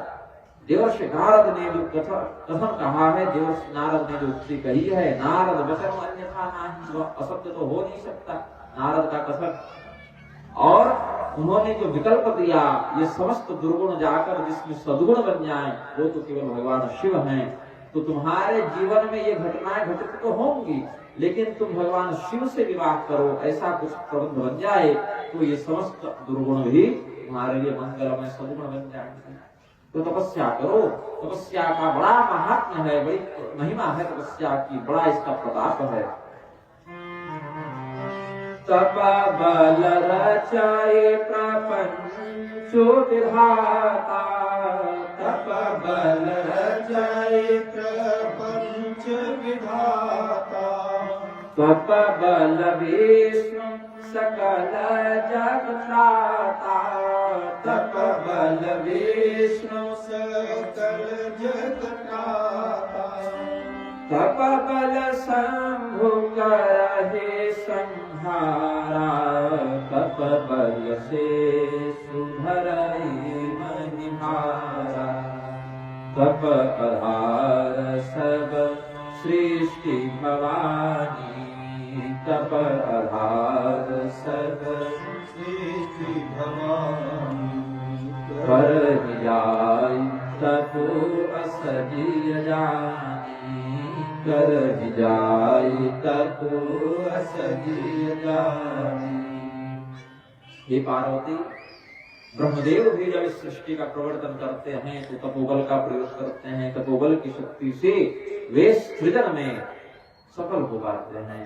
तपोबल की शक्ति से भगवान नारायण पालन करते हैं। तपोबल की शक्ति से भगवान महादेव संहार करते हैं। तपोबल से शेषनाग पृथ्वी के भार को धारण करते हैं। ये संपूर्ण सृष्टि तपस्या के माध्यम से ही संचालित होती है। तपस्या को भी एक प्रकार का यज्ञ कहा गया, तपोयज्ञ। तो तपस्या का तुम आश्रय ग्रहण करोगी तो भगवान शिव से तुम्हारा विवाह हो जाएगा। और जब यह संभव हो, शिव पार्वती का विवाह संभव हो, तो जितने अमंगलकारी दुर्गुण तुम्हारे पति में नारद बता कर गए हैं, वे भी स्वयं स्वभावतः सद्गुरु के रूप में परिणत हो जाएंगे। इस प्रकार से जब भगवती ने अपनी माता को अपने स्वप्न का उल्लेख किया, उन्होंने राजा हिमालय को बताया और कहा कि देखो देवर्षि नारद का भी कथन था ही, इसको बार बार स्वप्न में ऐसी प्रेरणा मिल भी रही है, तो यही विधाता का मत है, यही भगवान की इच्छा है, इसको रोकना नहीं चाहिए। यद्यपि प्रारंभ में तो मीना ने रोका है, ऊ माँ ऐसे कहा, माँ तो वही अक्षर, ए बन जाओ रुको, उसी में नाम पड़ा उमा। और तपस्या करती गई करती गई करती गई, दीर्घकाल तक कठोर तपस्या किया, अंत में केवल पत्ते खाकर रहने लगी, सूखे पत्ते। फिर वह भी छोड़ दिया, तो इन्हीं उमा का नाम पड़ गया अपर्णा। ये वो घर से जो निकली थी उस समय क्या नाम पड़ा था? उमा। मत जाओ पुत्री, रुक जाओ। इस प्रकार से मीना भगवती ने जो भाव व्यक्त किया, उस समय उमा नाम पड़ा। और जब उस उमा ने कठोर तपस्या करते हुए सूखे पत्ते भी खाना छोड़ दिया, उमहि नाम तब भजौ अपर्णा, तब उनका नाम पड़ गया अपर्णा। यही भगवती का एक नाम है।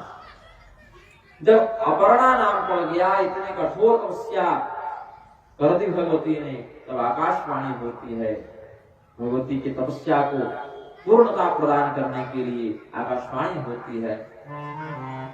भयउ मनोरथ सुफल तव, सुन गिरिराज कुमारी, परिहर दुसह कलेश सब, अब मिलिहे त्रिपुरारी। तुमने जो तपस्या की, इतना कठोर व्रत किया, अपने शरीर को सुखा दिया तपस्या करके, वह पूर्ण हुआ, सफल हुआ।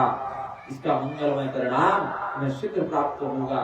भगवान शिव से तुम्हारा शीघ्र ही विवाह होगा, तुम्हारा मनोरथ पूर्ण होगा। भगवती को भगवान की प्राप्ति का वरदान ब्रह्मवीरा के माध्यम से, आकाशवाणी के माध्यम से प्राप्त हुआ। फिर आदेश हुआ आकाशवाणी के माध्यम से कि अब तुम इस तपस्या से विश्राम ले लो, अब तुम्हें अधिक तपस्या करने की कोई आवश्यकता नहीं है। कुछ दिन यहाँ विश्राम करो, फिर जब तुम्हारे पिता तुम्हें लेने के लिए आए तो बिना हट किए वापस घर को चली जाना। वहां पर जिद मत करना कि मैं यही छोड़ दी, जब और तपस्या करनी है। जो तुम्हारा परम उद्देश्य था वह सफलीभूत हो जाएगा। अब इधर से भगवान शिव की स्थिति का वर्णन प्रारंभ किया गोस्वामी जी ने। पार्वती जी का तो इतना हमने चरित्र बता दिया। सती देवी के देह त्याग के बाद से शिव जी की क्या स्थिति है तो बताया, जब ते सती जाय तनु त्यागा, जब ते सती जाय तनु त्यागा, तब ते शिव मन भयउ विरागा, तब ते शिव मन भयउ विरागा। जपहि सदा रघुनायक नामा, जपहि सदा रघुनायक नामा, जहाँ तहाँ सुनहि राम गुण गामा, जहाँ तहाँ सुनहि राम गुण गामा। चिदानंद सुखधाम शिव, विगत मोह मदहा, विचरहि महि भरे हृदय हरि, सकल लोक अभिराम। देवी सती के देह त्याग के बाद कुछ समय तो भगवान शिव बड़ी व्यथा में रहे। यद्यपि हृदय से परित्याग कर ही दिया था, लेकिन सती का शरीर त्याग देना एक बहुत बड़े अवसाद को जन्म दिया शिव जी के चित्त। वह भी भगवती सती ने कोई अपने कारण शरीर नहीं त्यागा ना, शिव निंदा को सहन न करने के कारण त्यागा। तो भगवान शिव कुछ काल व्यथित चित्त रहे, फिर उन्होंने वैराग्य बुद्धि का आश्रय लिया। अपने हृदय में भगवान नारायण को धारण करते हुए उनके ही चिंतन में लगे रहकर वे इस पृथ्वी पर भ्रमण करने लगे। रुद्रस्य हृदय विष्णु, विष्णुस्य हृदय शिव, वेद भगवान उपदेश करते हैं। भगवान नारायण के हृदय में भगवान महादेव का वास है, भगवान महादेव के हृदय में भगवान नारायण का वास है। अपने हृदय में विचरहि महि भरि हृदय हरि, सकल लोक अभिराम। संपूर्ण संसार को आनंदित करने वाले भगवान नारायण को अपने हृदय में स्थापित करके भगवान शिव विचरण करने लगे। कुछ काल के बाद भगवान श्री रामचंद्र जी के स्वरूप में वो निष्ठा रखते थे, उस रूप के प्रति उनका सहज भाव प्रदर्शित होता था। राम तत्व पर उनकी विशेष आस्था थी भगवान शिव की। तो श्री रामचंद्र जी के ही रूप में भगवान ने दर्शन दिया और कहा कि पार्वती जी के रूप में सती का पुनर्जन्म हो चुका है।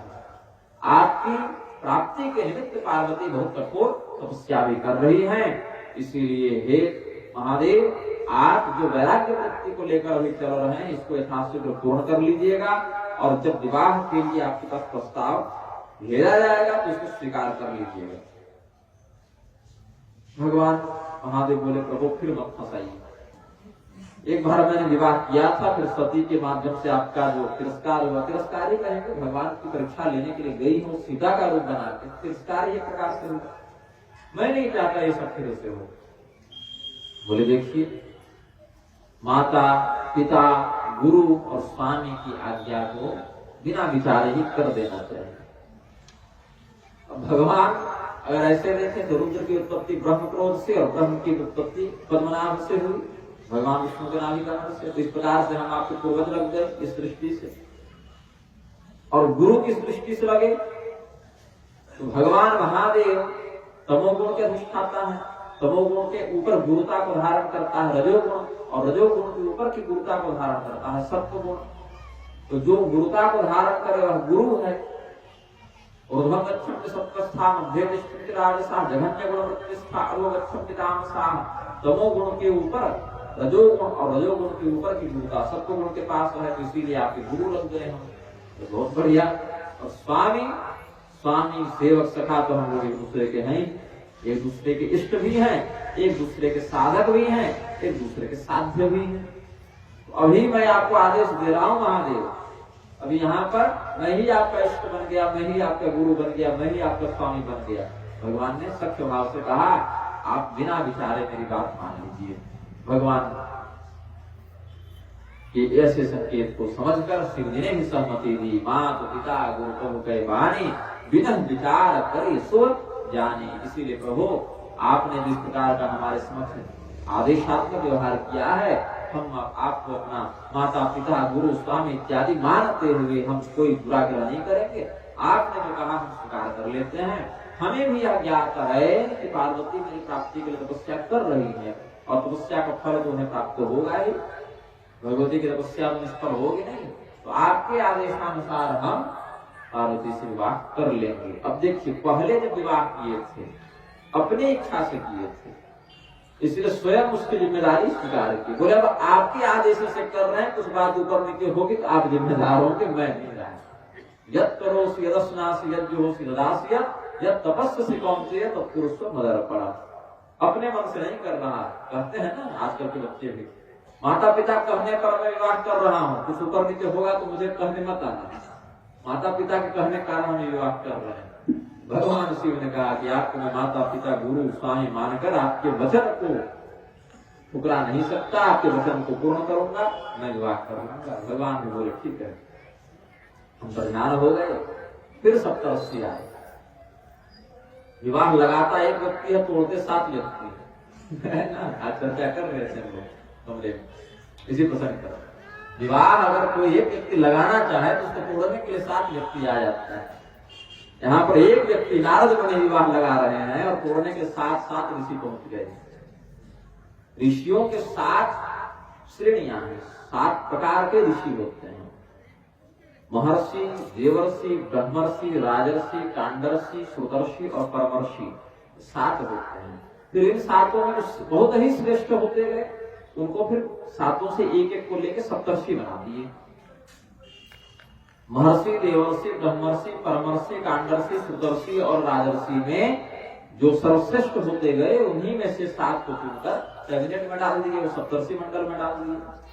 तो देवर्षि नारद भी इसी काल में सप्तर्षि मंडल को सुशोभित करेंगे, इसी काल में व्यास जी भी सप्तर्षि मंडल को सुशोभित करेंगे। कभी वशिष्ठ जो ब्रह्मर्षि हैं ये भी सप्तर्षि मंडल में चले जाएंगे। तो भगवान महादेव ने सप्तर्षियों का आवाहन किया और कहा कि पार्वती जी के प्रेम की जाकर परीक्षा लो। पिछले जन्म में बड़ी परीक्षा ले रही थी ना। पिछले जन्म में क्या कहा था, तो कि न जाए परीक्षा ले हो, जो तुम रे मनति संदेह हो। तो भगवती सती के रूप में उनको बड़ी परीक्षा लेने की इच्छा होती थी, भगवान की परीक्षा लेने चली गई। इस बार जरा उनके निष्ठा की परीक्षा हम लेकर देखें कि हमसे कितना प्रेम करती हैं वो। तो भगवान शिव ने जब सप्तर्षियों को कहा, पार्वती पह जाय तुम्हें प्रेम परीक्षा ले, गिर प्रेर पठय भवन दूर करे हो संदेह। पार्वती जी को जाकर मेरे विरुद्ध कुछ कहना, जिससे उनके प्रेम की गहराई का पता चले, उनकी परीक्षा तुम लेना और समयानुसार पार्वती जी को लाने के लिए हिमालय को भेजाकर सूचित करो कि हिमालय को तो पता नहीं है घर में बैठे बैठे उनकी तपस्या कब पूरी होगी, अभी तक तपस्या कहाँ पहुंची है, तो तुम हिमालय को जाकर बता दो कि पार्वती की तपस्या पूरी हो गई। फिर पार्वती जी की परीक्षा लेना और उनको वापस घर भेजवाने का प्रबंध करना।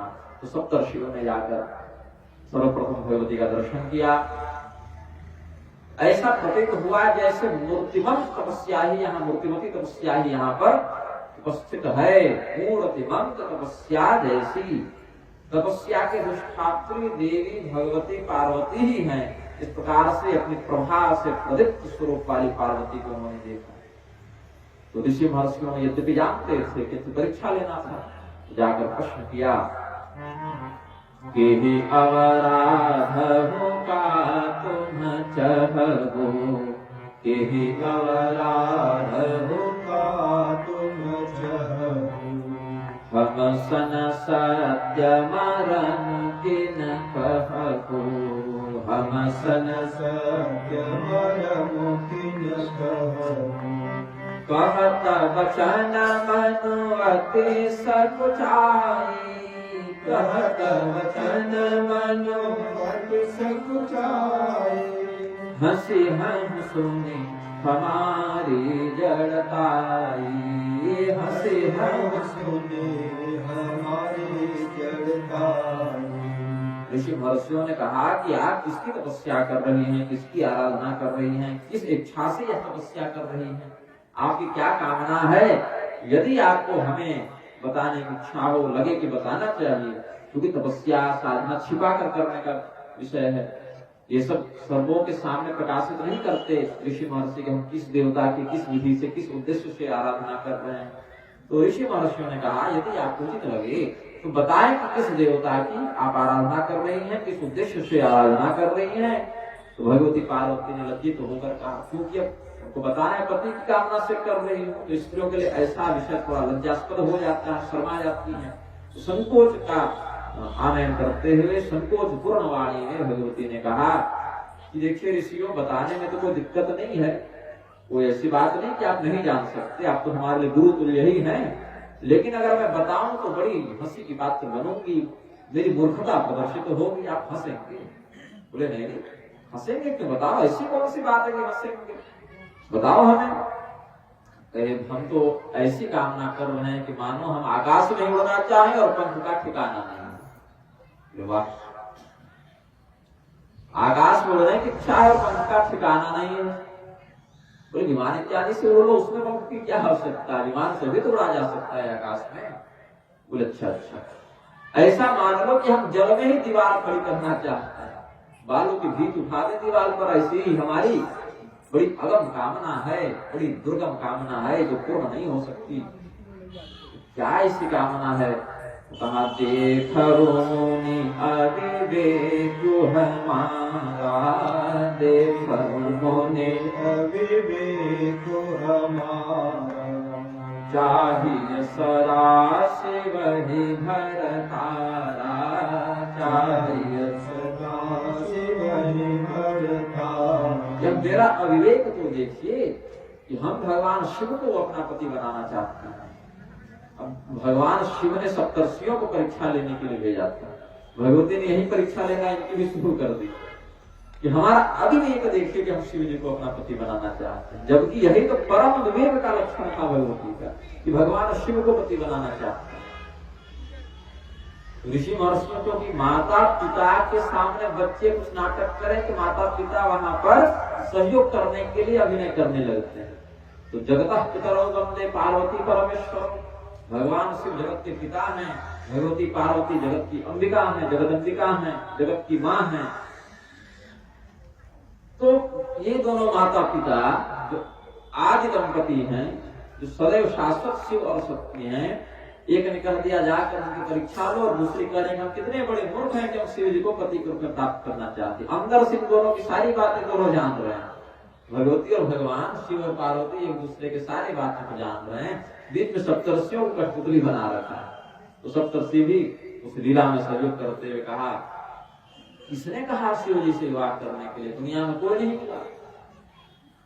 शिव जी से विवाह कौन कर सकता है? भाई शिव जी में ऐसा क्या है कि उनके प्रति व्यक्ति को विवाह की इच्छा उत्पन्न हो जाए? बोले शिव जी से विवाह करने का उपदेश हमें देवर्षि नारद ने कहा। नारद कर उपदेश सुनी कहा उपसेवो की सुखे। नारद जी ने कहा शिव से विवाह करने को। भगवान शिव से विवाह करके घर बसाने का उपदेश जो नारद कर रहे हैं, जरा अपना इतिहास बताएं कि किसका किसका और घर बसवाए हैं। तुम्हारा घर बसाने चले हैं और भी तो किसी का बसाए होंगे। तो क्या बात करते हैं महाराज, और किसी के घर नहीं बसाए? कोशिश किए थे, प्रयास किए थे, सफल नहीं हुए।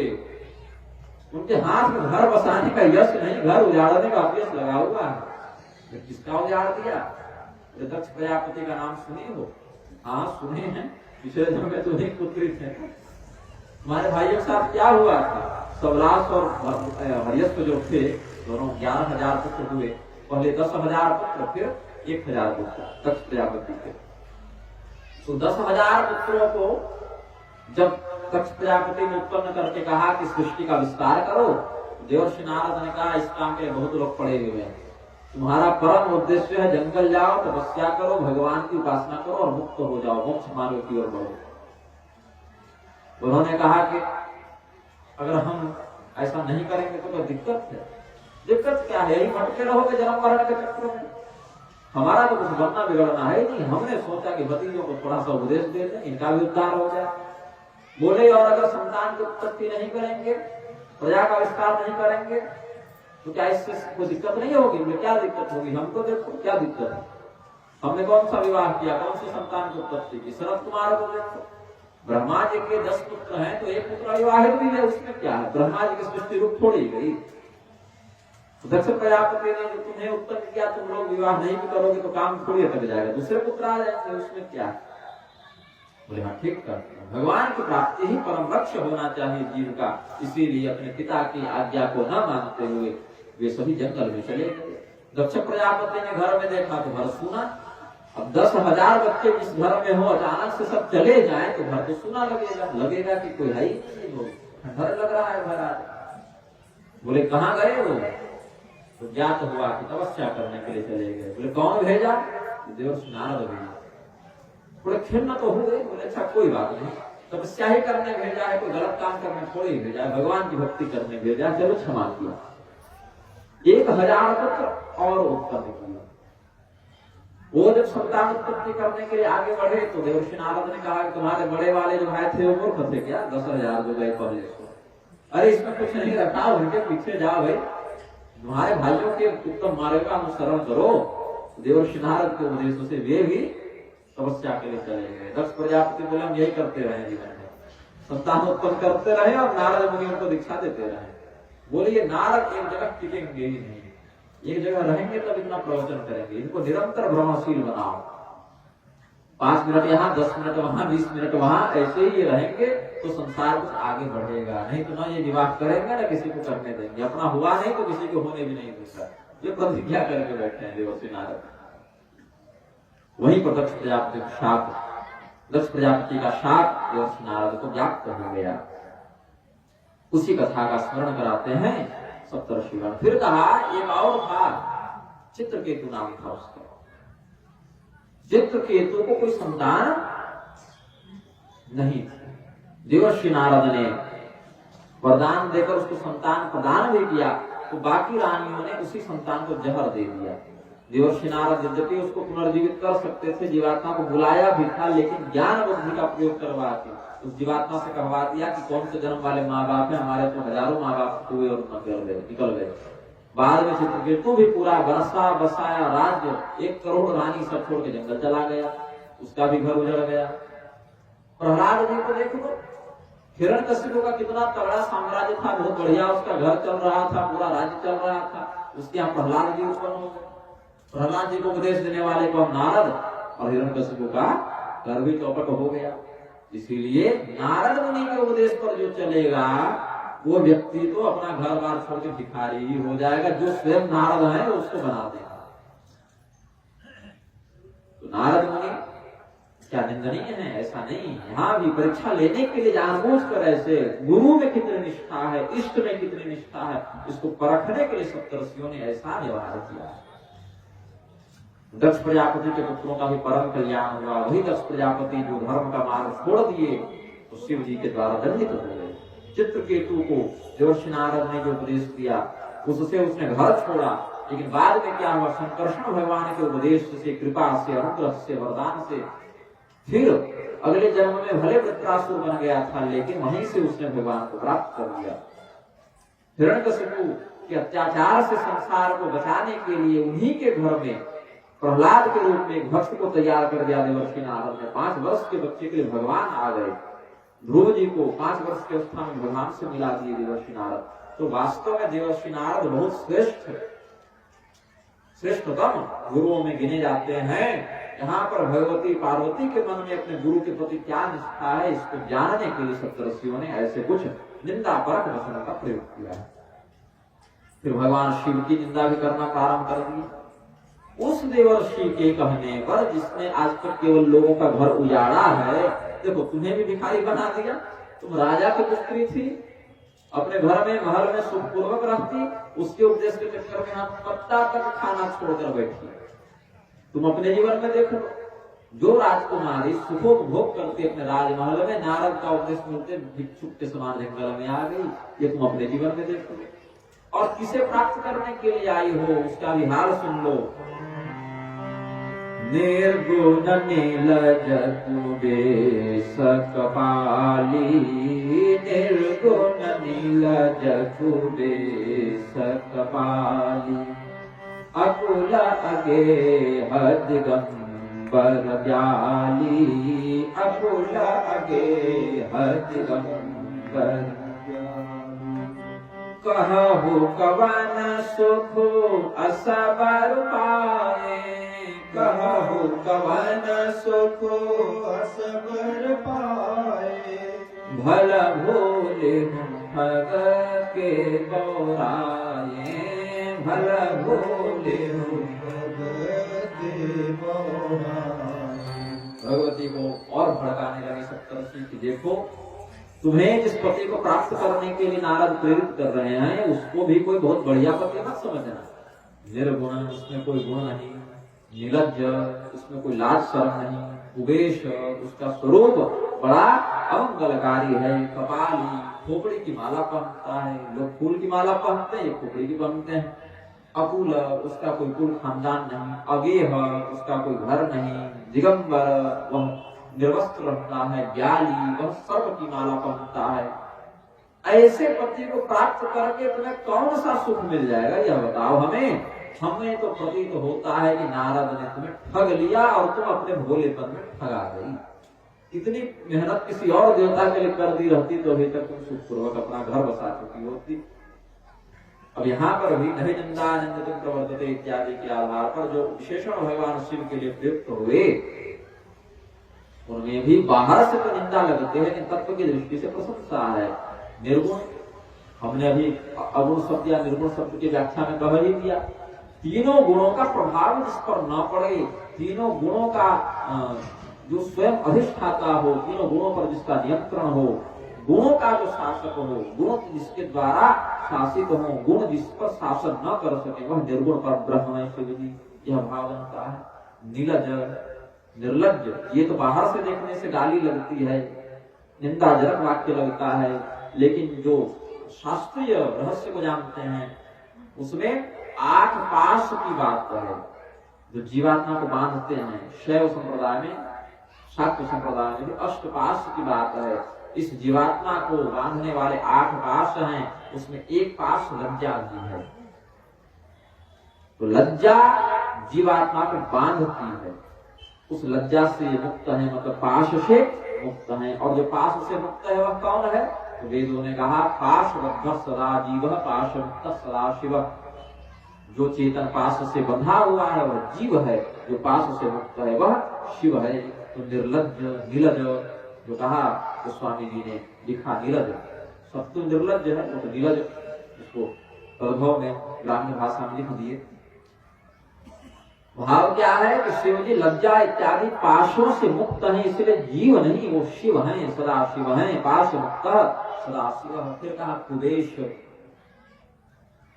कुबेश इनका वेश अमंगलकारी है, यह हो गया भाव। और कु कहते हैं पृथ्वी को भी संस्कृत। कुबेश मतलब पृथ्वी जिनका स्वरूप है, पृथ्वी में जो जीवनी शक्ति है उसके रूप में भगवान शिव प्रतिष्ठित हैं। कु शब्द पृथ्वी के लिए भी शास्त्रों में आया। तो कुवेश पृथ्वी ही जिनका वेश है, पृथ्वी ही जिनका स्वरूप है। एक कहावत है कण कण शंकर, ये कहते हैं भगवान शिव कण कण में वास करते हैं। तो इस पृथ्वी के प्रत्येक स्थान पर भगवान शिव व्याप्त हैं, इसे इनको कुवेश भी कह दिया। कपाली कपाल धारण करते हैं। तो बाहर से क्या वेश बन गया? नरमुंडों की माला धारण करते हैं। और नरमुंडों की माला धारण करने का तात्विक रहस्य क्या है? नर कहते हैं जीव को, और जीव के अधिपति है नारायण। ऐसे ही वैष्णव मत में नर और नारायण कहते हैं, जीव और परब्रह्म को नर और नारायण। और उसी को शैव मत में तत्व वही शब्द बदल गया, पशु और पशुपति कहते हैं। इधर नर और नारायण और वहां पशु और पशुपति, शब्द का अंतर है, तत्व वही है। जल कहो चाहे पानी कहो, अग्नि कहो चाहे आग कहो या वहनी कहो, तत्व वही रहेगा, शब्द इसके बदल गए।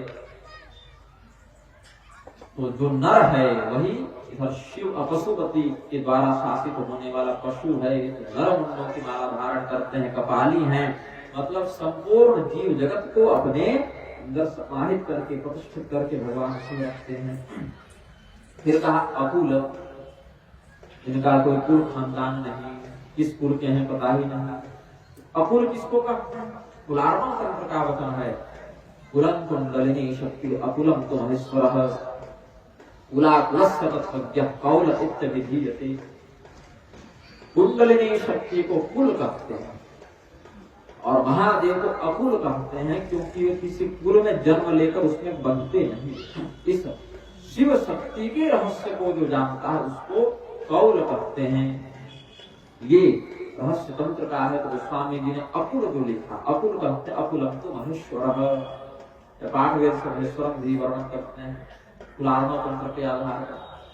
अकुल मतलब जिसके ऊपर कोई पूर्वज नहीं, जो किसी कुल में जन्म नहीं लिया, अपितु जिसके माध्यम से कुल का प्रवर्तन होगा, कुल शक्ति का प्रयोग जो स्वयं करे, किसी और के कुल में जो प्रतिष्ठित नहीं हो, उस पर ब्रह्म शिव महेश्वर महादेव को अकुल कहते हैं। अगेह कहा, कोई घर दूरा नहीं, कोई बार नहीं, कोई घर नहीं, कोई मकान नहीं, कोई बंगला नहीं, रहे कहाँ भगवान शिव? तो क्या कहते हैं? अगेह। गेह कहते हैं घर को, अगेह मतलब घर नहीं, द्वार नहीं इनका।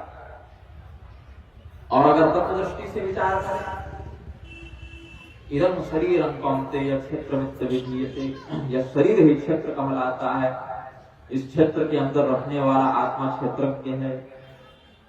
पूर्व संज्ञकेषु देहेषु सेते इति वा पुरुषः, जो इस पूर्व संज्ञक देह में निवास करे उस चेतन को पुरुष कहते हैं। तो इस शरीर में निवास करने वाला तो जीवात्मा है, यह पाशबद्ध चेतन ही जीवात्मा है। और यह छिलका जब हट जाए तो उसको चावल कह देते हैं। धान छिलका से आवृत है तो धान है, छिलका हट गया तो चावल है। देह में अष्टपाश से आबद्ध है चेतन तो जीव है, पाश से मुक्त हो गया तो शिव है। तो भगवान शिव जीवात्माओं के समान किसी देह में बंधे हुए नहीं है, इसीलिए वह अगेय है। मतलब जैसे जीवात्मा इस शरीर में अंदर इसको घर बनाकर इसके अंदर रहता है, वैसे भगवान शिव नहीं रहते, रहने को बाध्य नहीं है। इसीलिए उन्हें इसकी आवश्यकता नहीं, देह की आवश्यकता नहीं, प्रारब्ध भोग की आवश्यकता नहीं, इसीलिए उनको अगेय कहा। दिगंबर शब्द आया भगवान के लिए। बाहर से देखने पर दिगंबर का अर्थ प्रतीत होता है जो नग्न रहे, दिशाओं को ही वस्त्र के रूप में धारण करे, मतलब वस्त्र नहीं पहना है। दिशाएं तो कोई भौतिक चीज है नहीं कि लपेट लिया हमने अपने चारों ओर, तो दिशाएं ही जिसका वस्त्र है, मतलब जो निर्वस्त्र है उसको दिगंबर कहते हैं। भगवान शिव के लिए यही अवगुण विशिष्ट गुण के रूप में लक्षित हो जाता है, क्योंकि भगवान शिव अनंत हैं। अब हमारा शरीर सीमित है तो अपने चारों ओर हमने वस्त्र लपेट लिया। भगवान शिव का शरीर का पहले परिमाण तो ज्ञात हो कि कितने हैं, कहां तक हैं, तब ना उसके चारों ओर वस्त्र लपेटेंगे। भगवान शिव का शरीर कितना विस्तृत है, विश्व रूप है, तो उनका कोई ओर पर पता ही नहीं, तो वस्त्र लपेटेंगे कहाँ। इसीलिए कहा दिया जहां तक दिशाएं जाएं वहां तक भगवान का वस्त्र ही उनको समझ लो। और वैदिक मर्यादा को मनुष्यों का वास्तविक वस्त्र बताया भगवान शिव ने ब्रह्मांड पुराण में। तो वैदिक मर्यादा से जो रहित हैं ऐसे लोग वास्तव में भूल आ रही है मार्ग की दूरी। सर लगता है आपको पर्दा देना पड़ेगा। प्रथम दिन भी भूल से गला फंस रहा था, आज भी वही समस्या होती है। भगवान शिव स्वयं वेद हैं, वेद शिव शिवो वेद। भगवान शिव वेद स्वरूपी हैं, वेद शिव स्वरूपी हैं, इसीलिए वेद ही भगवान शिव के वस्त्र हैं। बाहर के वस्त्रों का, भौतिक वस्त्रों का आश्रय हमें लेना पड़ता है, भगवान को नहीं। इसीलिए वेद स्वरूपी शब्द ब्रह्मावृत भगवान शिव बाहर से निरस्त्र दिखने पर भी वस्तुतः वस्त्रयुक्त ही हैं। फिर कहा व्याली, व्याल कहते हैं सर्प को। बाहर से भगवान शिव सर्प का आभूषण धारण करते हैं, सर्पों की माला पहनते हैं, इसीलिए अमंगल वेश उनका वर्णित किया ऋषियों ने। किंतु तत्व दृष्टि से विचार करें, व्याल कौन है? सबसे बड़ा सर्प कौन है? काल सर्प। काल सर्प से बड़ा कोई सर्प नहीं। काल व्याल काल रूपी व्याल, काल सर्प, मृत्यु रूपी सर्प से बचने के लिए श्रीमद् भागवत आदि शास्त्रों का प्रवर्तन किया गया सुखदेव जी के द्वारा परीक्षित के प्रति। ऐसा भागवत आदि के प्रसंग में देखते हैं। यह श्री रामचरितमानस भी नानाविध पुराणों से समर्थित है, इसीलिए इसकी भी वही महिमा समझनी चाहिए। भगवान की कथा तो चाहे जिस भी लिपि में, जिस भी ग्रंथ के रूप में लिखी गई हो, उसको तो कल्याणकारी ही मानते हैं। तो कलिमल नाशकारिणी यह जो श्री राम कथा है वह काल सर्प को नष्ट करती है। भगवान शिव भी कालों के काल महाकाल हैं, इसीलिए जो सर्प लोगों को भयभीत करता है और सर्प भी भगवान शिव के पास जाकर शरणागत हो जाता है। और भगवान शिव को जैसा में कभी उससे जटा बांध लिए, कभी उसको हाथ में पहन लिए, कभी गले में लपेट लिए, कभी जनेऊ के समान टांग दिए, कभी कान में कुंडल के समान पहन लिए, कभी कोई विशिष्ट अवसर में कपड़े पहनने का अवसर बना, वृक्षाला इत्यादि उसको भी बांध लिए, कभी पैरों में पायल के समान कर लिए उसको, कभी हाथों में कंगन के समान कर लिए। तो जो मृत्यु संपूर्ण संसार को कष्ट देती है, भयभीत करती है, जो काल सबों का भक्षण करता है, उस काल सर्प को भगवान आभूषण के समान धारण करते हैं, इच्छा अनुसार उससे क्रीड़ा करते हैं, उससे खेलते हैं, इसीलिए उनको व्याली कहा गया। तो बाहर से देखने पर ये सभी शब्द यद्यपि भगवान के लिए अवगुण सूचक प्रतीत होते हैं, लेकिन तत्व दृष्टि से विचार करें तो यही भगवान के लिए सद्गुण के भी परिचायक हो जाते हैं। तो भगवान शिव के दुर्गुणों का जब देवी पार्वती के समक्ष परीक्षा के भाव से वर्णन किया, देवी पार्वती ने जब कहा कि यही सब निंदा करने के कारण दक्ष प्रजापति का मस्तक कटा था, हमें भी शरीर त्यागना पड़ा था, फिर वही सब सुनना पड़ रहा है। तो पहले ही रोक कर उन्होंने कहा कि हे ऋषियों, आप मुझे कहते हैं कि देवर्षि नारद के बहकाने पर भोली भाली पार्वती देवर्षि नारद के बहकावे में आकर तपस्या करने के लिए आ गई, भगवान शिव को पति के रूप में प्राप्त करने का प्रयत्न करने लगी। इतनी तपस्या देवर्षि के कहने के विपरीत जाकर भगवान नारायण की कर दी होती तो अभी तक नारायण ही पति रूप में प्राप्त हो गया। और कहो तो हम तुम्हारे लिए नारायण से बात भी करें, भगवान को तुम्हारे लिए वर के रूप में हम नियुक्त कर देते हैं, भगवान को ही हम ले आते हैं। तो देवी पार्वती ने हंसते हुए कहा, सत्य कहु गिरि भवतनु एहा, सत्य कहु गिरि छूट छूटे बरु देहा मन छूट नारद बचनन मैं परिहरऊं नारद बचनन मैं परिहरऊं बसऊ भवन उजरऊ नहीं डरऊं बसऊ भवन उजरऊ नहीं डरऊं जन्म कोटि लगे रगर हमारी बरहु शंभु न तरहु कुवारी बरहु शंभु न तरहु कुवारी। हे ऋषियों, आपने हमें जो अभी उपदेश दिया इसको मैंने सुना समझा, लेकिन धारण नहीं कर सकती, क्योंकि पर्वत की पुत्री हूं ना, पार्वती हूं ना। पर्वत बड़े कठिन होते हैं, उनको हिलाना बड़ा कठिन होता है।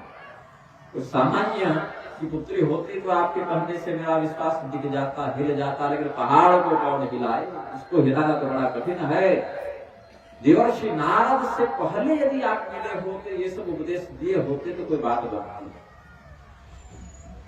अब देवर्षि नारद ने पहले मुझे उपदेश दे दिया, हमने उन्हें गुरु मान लिया, उनके निर्देश पर हमने तपस्या भी प्रारंभ कर दी। अब ये पर्वत की पुत्री को हिलाना संभव नहीं है, मेरा विश्वास आपके कहने से नहीं टिकेगा। हो सकता है भगवान महादेव में केवल बुराई ही बुराई हो, भगवान नारायण में केवल अच्छाई ही अच्छाई हो, लेकिन मेरा मन जिसमें लग गया उसमें लग गया। भगवान विष्णु को मैं गलत नहीं कहती कि बुरे हैं या हम शादी नहीं कर सकते, उनसे विवाह नहीं कर सकते, लेकिन मेरा मन भर जाएगा ही नहीं। मेरा मन तो शिव जी में लग गया ना, अब लग गया दिमाग में हटेगा नहीं। यदि आपको बहुत इच्छा हो रही हो कि रिश्ता कराते चले तो उनके लिए किसी और का प्रबंध आप कर लें, भगवान नारायण से विवाह कराने के लिए। लेकिन मेरा चित्त जो है भगवान शिव में लग चुका है। अब या एक जन्म लगे या 100 जन्म लगे या 100 करोड़ जन्म लगे, विवाह होगा तो शिव जी से ही होगा, और नहीं होगा तो फिर हमें विवाह ही नहीं करना है, हमें तुम्हारे ही मर जाना है, शरीर बदलते रहना है। किसी न किसी जन्म में तो भगवान शिव से हमारा विवाह हो जाएगा। और यदि देवर्षि नारद भी जाकर अब कहें कि मेरे उपदेश का परित्याग कर दो, भगवान शिव का विचार अपने हृदय से निकाल दो, और देवर्षि नारद की भी बात नहीं सुनेंगे। ये भी स्पष्ट कर दिया भगवती ने। सप्तर्षि ने भगवती पार्वती की इस अनन्यता को प्रणाम किया और कहा, आप तो स्वयं संपूर्ण संसार की माता हैं, भगवान शिव संपूर्ण संसार के पिता हैं। तुम माया भगवान शिव सकल जगत पितु मातु, नाय चरण सिर मुनि चले पुनि पुनि हर सतगात। हे जगत जननी जगदम्बिके, हे जगत पिता महादेव, आपकी जय हो। इस प्रकार से करके सप्तर्षि आ गए। भगवान शिव से कहा कि भर तो अद्भुत प्रेम का हमने दर्शन किया, उस प्रेम में तो कोई भी त्रुटि नहीं है, वह प्रेम अपने आप में संपूर्ण है। मनुष्यों का प्रेम संपूर्ण नहीं हो पाता, उसमें किंचित स्वार्थ की स्थिति बन जाती है, समय के अनुसार कमी या अधिकता देखने को मिल जाती है। लेकिन भगवान शिव भगवती पार्वती का जो प्रेम है, वहां पर प्रस्फुटित हुआ भगवती की वाणी से उद्गार जो निकले, वह अपूर्ण नहीं अपितु परिपूर्ण था, उसमें कोई त्रुटि नहीं, कोई अपूर्णता नहीं। इसी मध्य तारकासुर नाम के दैत्य ने ब्रह्मदेव से वरदान प्राप्त किया कि शिव जी का जो औरस पुत्र होगा, गोत्रीय पुत्र नहीं, अपना पुत्र जो होगा वही मुझे मार सके। शिव जी के पुत्र के अतिरिक्त किसी और से मेरा संहार नहीं हो, ऐसा वरदान मानकर उसने त्रिलोकी में हाहाकार मचा दिया। तो देवताओं ने कहा यथाशीघ्र शिव जी का विवाह करवा के उनसे कहा जाए, महाराज हमारी रक्षा करने के लिए एक पुत्र का प्रजनन कर दें, एक पुत्र को जन्म दें, इससे हमें एक सेनापति की प्राप्ति हो, बस सेनापति भी तुम्हें तारकासुर को मार सकता। अब इतनी बड़ी बात शिव जी से जाकर कौन कहे। पूर्वकाल में भगवती सती के देह पर त्याग के बाद तो शिव जी का अधिकांश समय तपस्या में ही व्यतीत हो रहा है। साथ ही इधर भगवती पार्वती भगवान शिव को प्राप्त करने के लिए तपस्या कर रही थी, उन्हें भी आकाशवाणी के माध्यम से अपनी तपस्या के पूर्ण होने का वरदान प्राप्त हो चुका। सप्तर्षिगण भी भगवती पार्वती की प्रेम की परीक्षा को समझ कर आ चुके हैं, वो भी परीक्षा भी भगवती ने बढ़िया से पूर्ण कर ली। अब विवाह ही एकमात्र छूट रहा है, वही बच रहा है। विवाह ही केवल इस पूरी योजना में कमी उत्पन्न कर रहा है। विवाह अभी तक नहीं हुआ है, तो विवाह करने के लिए आवश्यकता है विवाह की इच्छा, और विवाह की इच्छा के स्वामी है कामदेव। तो कामदेव यदि यहाँ पर सक्रिय नहीं होंगे तो भगवान शिव तो समाधि में ही बैठे रहेंगे, विवाह के लिए प्रवृत्त नहीं होंगे। इस स्थिति में देवताओं ने बैठक की, देवराज इंद्र ने कामदेव का आवाहन किया और कहा कि तुम शिव जी को समाधि से विचलित करने के लिए अपनी शक्ति का प्रयोग करो। तो हम देव ने कहा सीधे सीधे क्यों नहीं कहते जाके मर जाओ, यहाँ कहा भेज रहे हैं, शिव जी के पास भेज रहे हैं। शिव जी पिछली बार अपने ससुर का माथा उड़ाए थे, अब तो ससुर भी नहीं लगते हैं। देवताओं ने कहा भाई देखो, यदि शिव जी तुम्हें मार देंगे तो फिर उनका विवाह स्वयं खंडित तो होने लगेगा। उस स्थिति में तो हमारी और भी योजना में खलल पड़ जाएगा। तो तुम अपने मरने की चिंता मत करो, क्योंकि जैसे ही शिव जी की समाधि तुम भंग करोगे ना, हम शिव जी के सामने आकर हाथ जोड़कर उनको मना देंगे। क्योंकि यदि शिव जी ने तुम्हें मार दिया तो काम भाव के अभाव में संतान की उत्पत्ति नहीं हो सकती, तो ये तो हमारी योजना में और बड़ी गड़बड़ हो जाएगी ना। इसीलिए हम इस योजना में कोई गड़बड़ नहीं होने देंगे। तुम बस जाकर शिव जी का नेत्र खुलवा दो, हम तुरंत ही तुम्हारे प्राण रक्षा के लिए शिव जी के सामने वस्तु हो जाएंगे। और समस्या क्या है ना कि शिव जी के नेत्र भी 3 हैं और मुख देखें तो 5 हैं, पंचवक्त्र शिव हैं, 15-15 नेत्र है। कौन वाला खोल दें, किधर देख दे, चारों दिशाओं की ओर एक मुख, एक मुख है, ऊपर की ओर भी एक मुख है।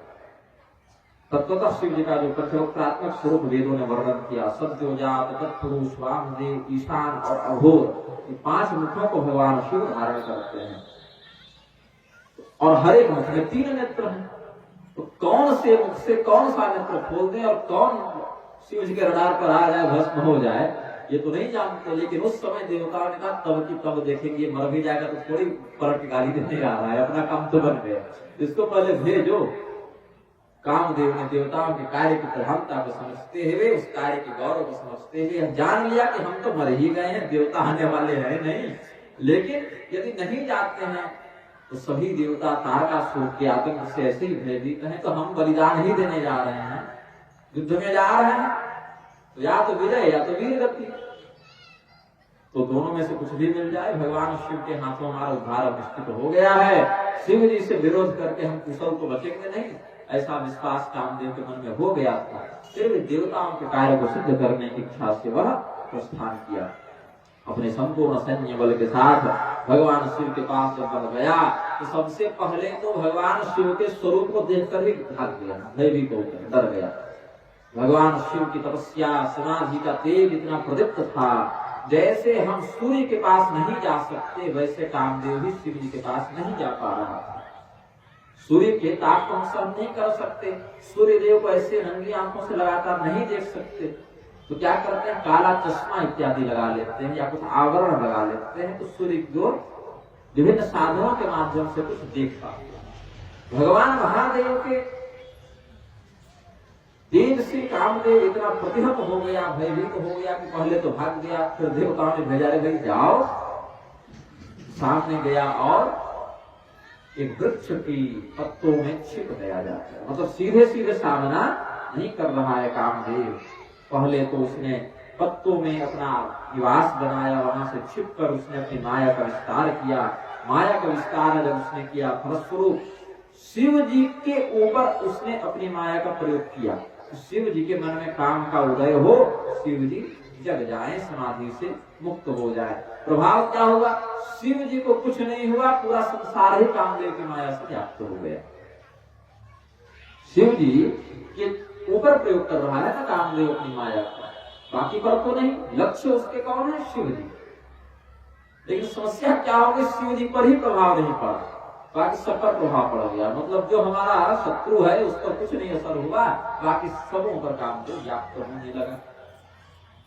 भगवान शिव निर्लेप, निर्द्वंद, निर्विकार, अविचल समाधि की अवस्था में लीन है। उसके बाण का कोई प्रभाव शिव जी पर नहीं पड़ रहा है अभी, किंतु शिव के ऊपर जो माया का प्रयोग कर रहा है कामदेव, भगवान महादेव को छोड़कर बाकी सबों के ऊपर वह माया अपना प्रभाव कर रही है। भय काम बस जोगी सतापस पावरनि की को कहे, देखहि चराचर नारिमय जे ब्रह्ममय देखत रहे। अबला विलोकहि पुरुषमय जग पुरुष सब अबलामय, दुई दंड भरि ब्रह्मांड भीतर कामकृत कौतुक अयम्, कामकृत कौतुक अयम्। कामदेव के द्वारा जब यह प्रयास निष्फल कर दिया गया, कामदेव क्षुब्ध हो गया, क्रुद्ध हो गया। कहा कि 5 बाण मारेंगे शिव जी के हृदय में, पूर्ण क्षमता का प्रदर्शन करेंगे। पहले क्या हुआ था, जब ब्रह्मदेव ने कामदेव की सृष्टि की थी तो ब्रह्मदेव ने कामदेव को वरदान दिया था कि तुम्हारा प्रभाव सब पर लागू होगा। तो सब पर होगा, हाँ सब पर होगा। ऐसा कहकर ब्रह्मा जी आगे की सृष्टि में लग गए, बनाते जा रहे थे और प्रभाव का वरदान देते जा रहे थे। सृष्टि किया, देवताओं को बनाया, कहा तुम्हारा यह काम, यह नाम, यह शक्ति, तुम्हारा यह काम, यह नाम, यह शक्ति, सब देते जा रहे थे।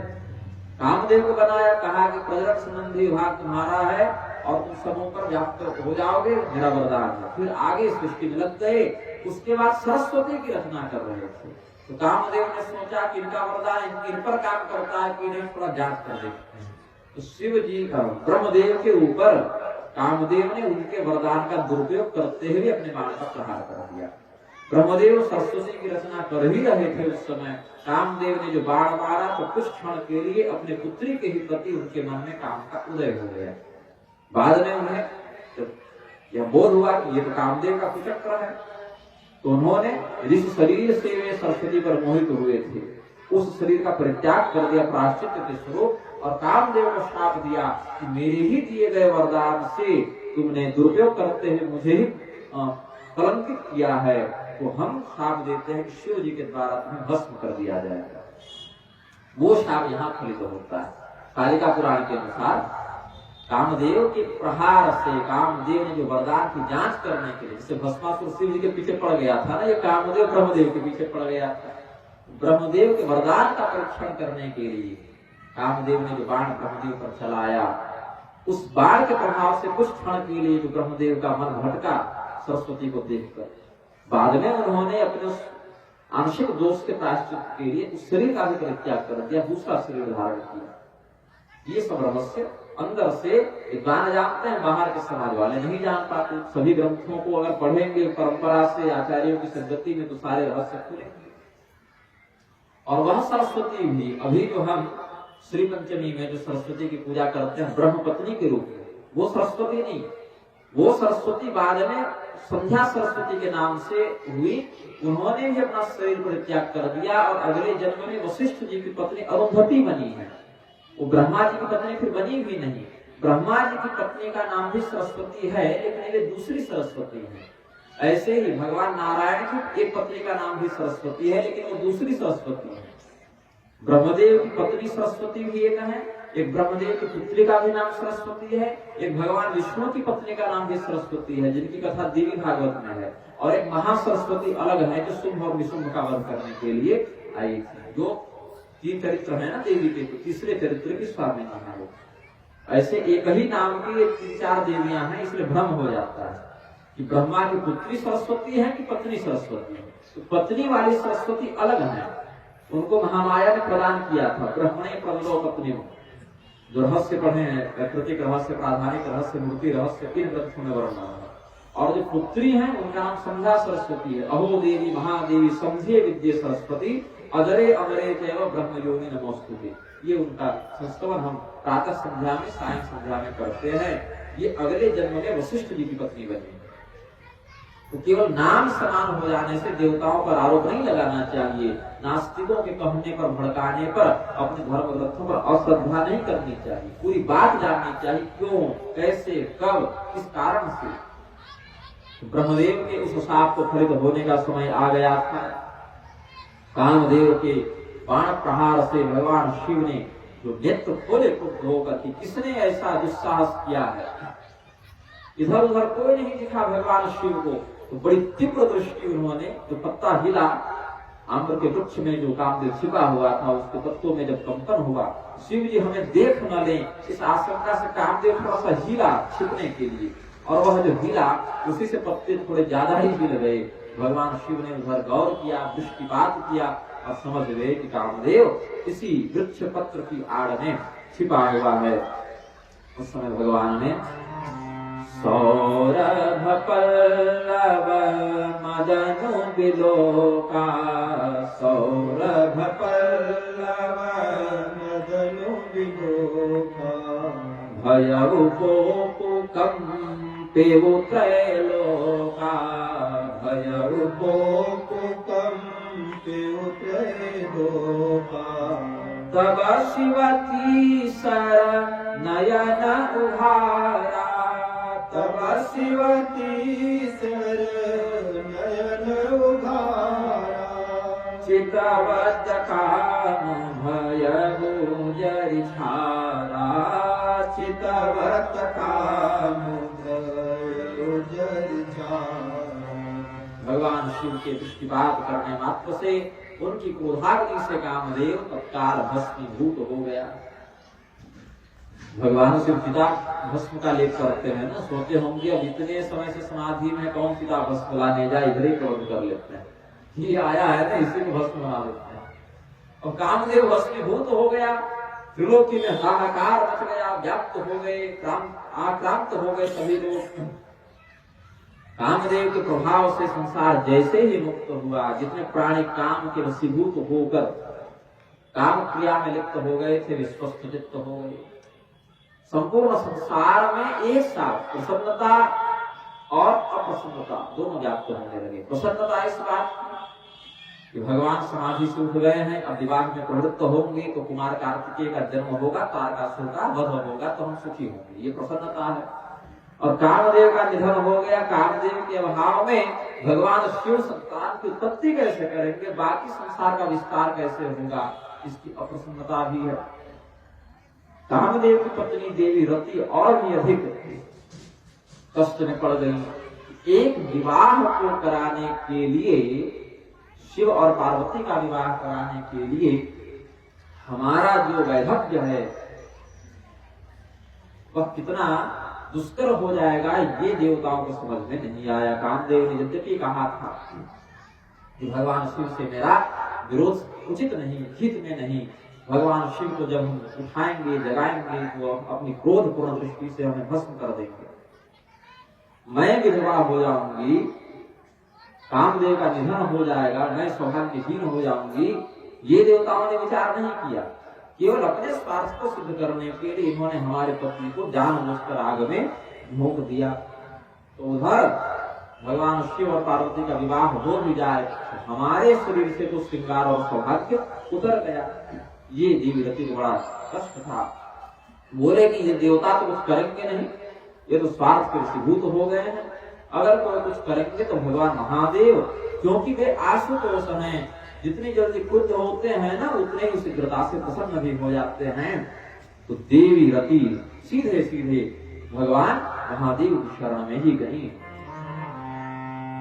योगी अकंटक भये पति गति सुनत रति मूर्छित भय, रोदति बदति बहुभाति करुणा करति शंकर पहि गई, अति प्रेम करि विनति विविध विधि जोरि कर सन्मुख रहि, प्रभु आशुतोष कृपाल शिव अबला निरखि बोले सही, प्रभु आशुतोष कृपाल शिव अबला निरखि बोले सही। क्या बोलते हैं भगवान शिव? प्रति तुम चिंता मत करो, यदि हमारा घर बसेगा तो तुम्हारा उजड़ने नहीं देंगे। तुम हमारी शरण में आए हो, तुम्हें तुम्हारे पति की पुनः प्राप्ति हो जाएगी। बोले महाराज कब पति की प्राप्ति होगी? यह कामदेव हमें किस रूप में, किस स्थान पर, किस समय प्राप्त होंगे? भगवान शिव ने कहा अभी तो भावनात्मक रूप से संपूर्ण प्राणियों को व्याप्त करेंगे, मन में स्थित रहते हुए कामदेव मनोज मन में वास करते हुए मन के माध्यम से यह अपने प्रभाव को अभिव्यक्त करेंगे, अपने प्रभाव को प्रकट करेंगे। ये तो अभी की बिना अंग के ही, बिना शरीर के ही सबों को व्याप्त करेगा, यह अनंग नाम वाला होगा। बोले और हमारा काम कैसे होगा प्रभु? ये तो सबों में व्याप्त हो गए, मुझे स्थूल रूप में, भौतिक रूप में, शरीर के साथ पति रूप में कब प्राप्त होंगे? तो भगवान शिव ने वरदान भी दिया।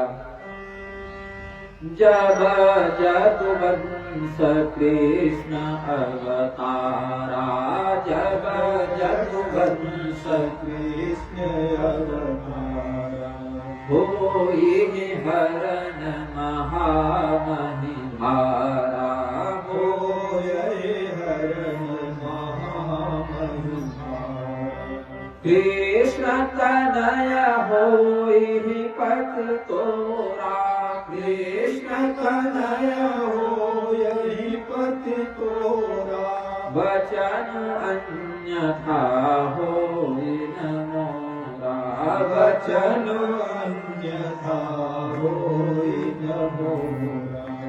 जब द्वापर युग के अंत में भगवान कृष्ण का अवतार होगा, इस पृथ्वी के भार को हरण करने के लिए जब यदुवंश में भगवान कृष्ण आएंगे, उनके पुत्र के रूप में, प्रद्युम्न के रूप में तुम्हारा पति पुनः जन्म लेगा।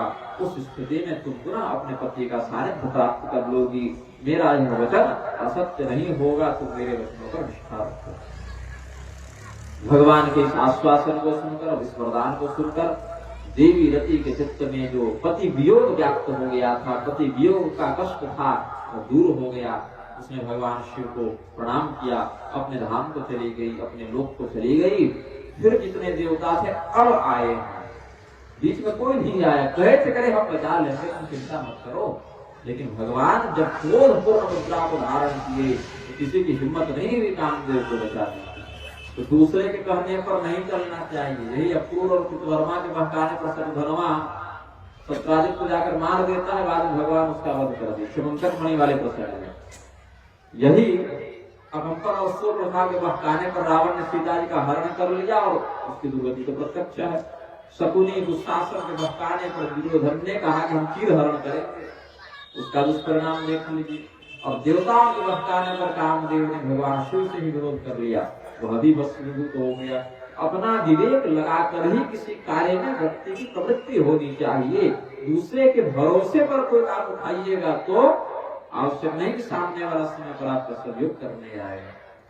देवताओं ने अब आकर भगवान से स्तुति की और कहा प्रभु आपने कामदेव को मार दिया, कोई दिक्कत नहीं, हमें कोई आपत्ति भी नहीं, हम क्यों कहने जाए आपने गलत किया।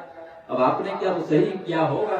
भगवान बोले हमारी आग थोड़ी खत्म हुई है, भेजा कौन था कामदेव को, पहले ये बताओ। अपने से वो नहीं आया है, हम जान रहे हैं, किसी ने भेजा है। बोले महाराज छोड़िए ना, चला गया, जो बीत गई सो बात गई। आपने रति को जो वरदान दिया बड़ा बढ़िया किया। हाँ वो तो ठीक है, अब बताओ क्या चाहते हो। बोले महाराज हम सभी देवताओं के मन में बड़ी इच्छा है कि आपका विवाह देखें, यही इच्छा है, और कुछ है इच्छा। बोले महाराज अभी तो इच्छा है विवाह देखें, विवाह कर लो तो आगे कहेंगे कि लल्ला को भी देख लें, थोड़ा कार्तिकेय का जन्म देख लें, छठी खा लें आपके यहाँ आकर, तो हम तारकासुर का श्राद्ध भी खा सकते हैं, दोनों खा लेंगे हम साथ में। आपके यहाँ छठी हो तब तो उसका श्राद्ध होगा। तो भगवान पहले तो आपका विवाह हम देखना चाहते हैं। भगवान बोले यद्यपि मेरी कोई निजी रुचि नहीं है इन विषयों में, फिर भी हमारे भगवान श्री रामचंद्र जी ने पूर्व काल में कहा था कि जब देवता आपसे ऐसा निवेदन करें आप उनके निवेदन को स्वीकार कर लीजिएगा। जब सप्तर्षियों को भगवान पार्वती जी के पास भेजे थे तब देवता नहीं आ सकते थे। कामदेव की 7.5 जो है ना वो पूरी करनी थी, तो इसीलिए तभी जाकर कह देते कि महाराज अब जो जग गए सो जग गए, दोबारा समाधि मत जाइएगा, विवाह कर लीजिएगा। तो भगवान शिव को समाधि में जाने से पहले ही ये रोक लेते, लेकिन नहीं, सप्तर्षियों को भेजकर भगवान समाधि में चले गए और इधर कामदेव का संहार हो गया। अस्तु कामदेव को ब्रह्मदेव का शाप था, शिव जी के द्वारा उसे भस्म किया जाएगा तो सभी घटनाओं को पूर्ण करना भगवान का कर्तव्य हो जाता है। भगवान शिव ने आश्वासन दिया कि ठीक है, तुम लोग प्रबंध बनाओ, उधर हिमालय को जाकर इस बात की सूचना दो, विवाह की तैयारियां उधर कराओ, समयानुसार इधर सारे प्रबंध किए जाएंगे। सप्तर्षियों ने जाकर हिमालय को यह शुभ समाचार प्रदान किया। भगवान शिव और भगवती पार्वती के विवाह का विस्तार से हम अगले सत्र में वर्णन करेंगे। अभी इस सत्र का समय भी पूर्ण हो रहा है, तब तक लोग तैयारी भी कर लेंगे। भगवान शिव का विवाह अगले सत्र में हम वर्णन करेंगे। देवर्षि नारद के मोह का भी कुछ प्रसंग बनाते हुए द्वितीय सत्र के व्याख्यान में हम कथानक को आगे बढ़ाएंगे। थोड़ा भगवत नाम संकीर्तन कर लें। श्री राम जय राम जय जय राम, श्री राम जय राम जय जय राम, श्री राम जय राम जय जय राम, श्री राम जय राम जय जय राम। जय जय वीणा हरण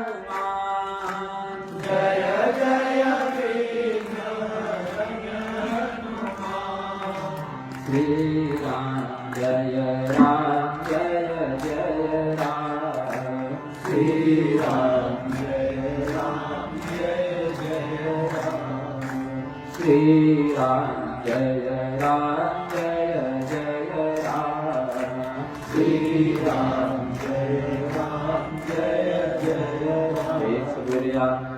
भगवान की, सियावर रामचंद्र की, पवन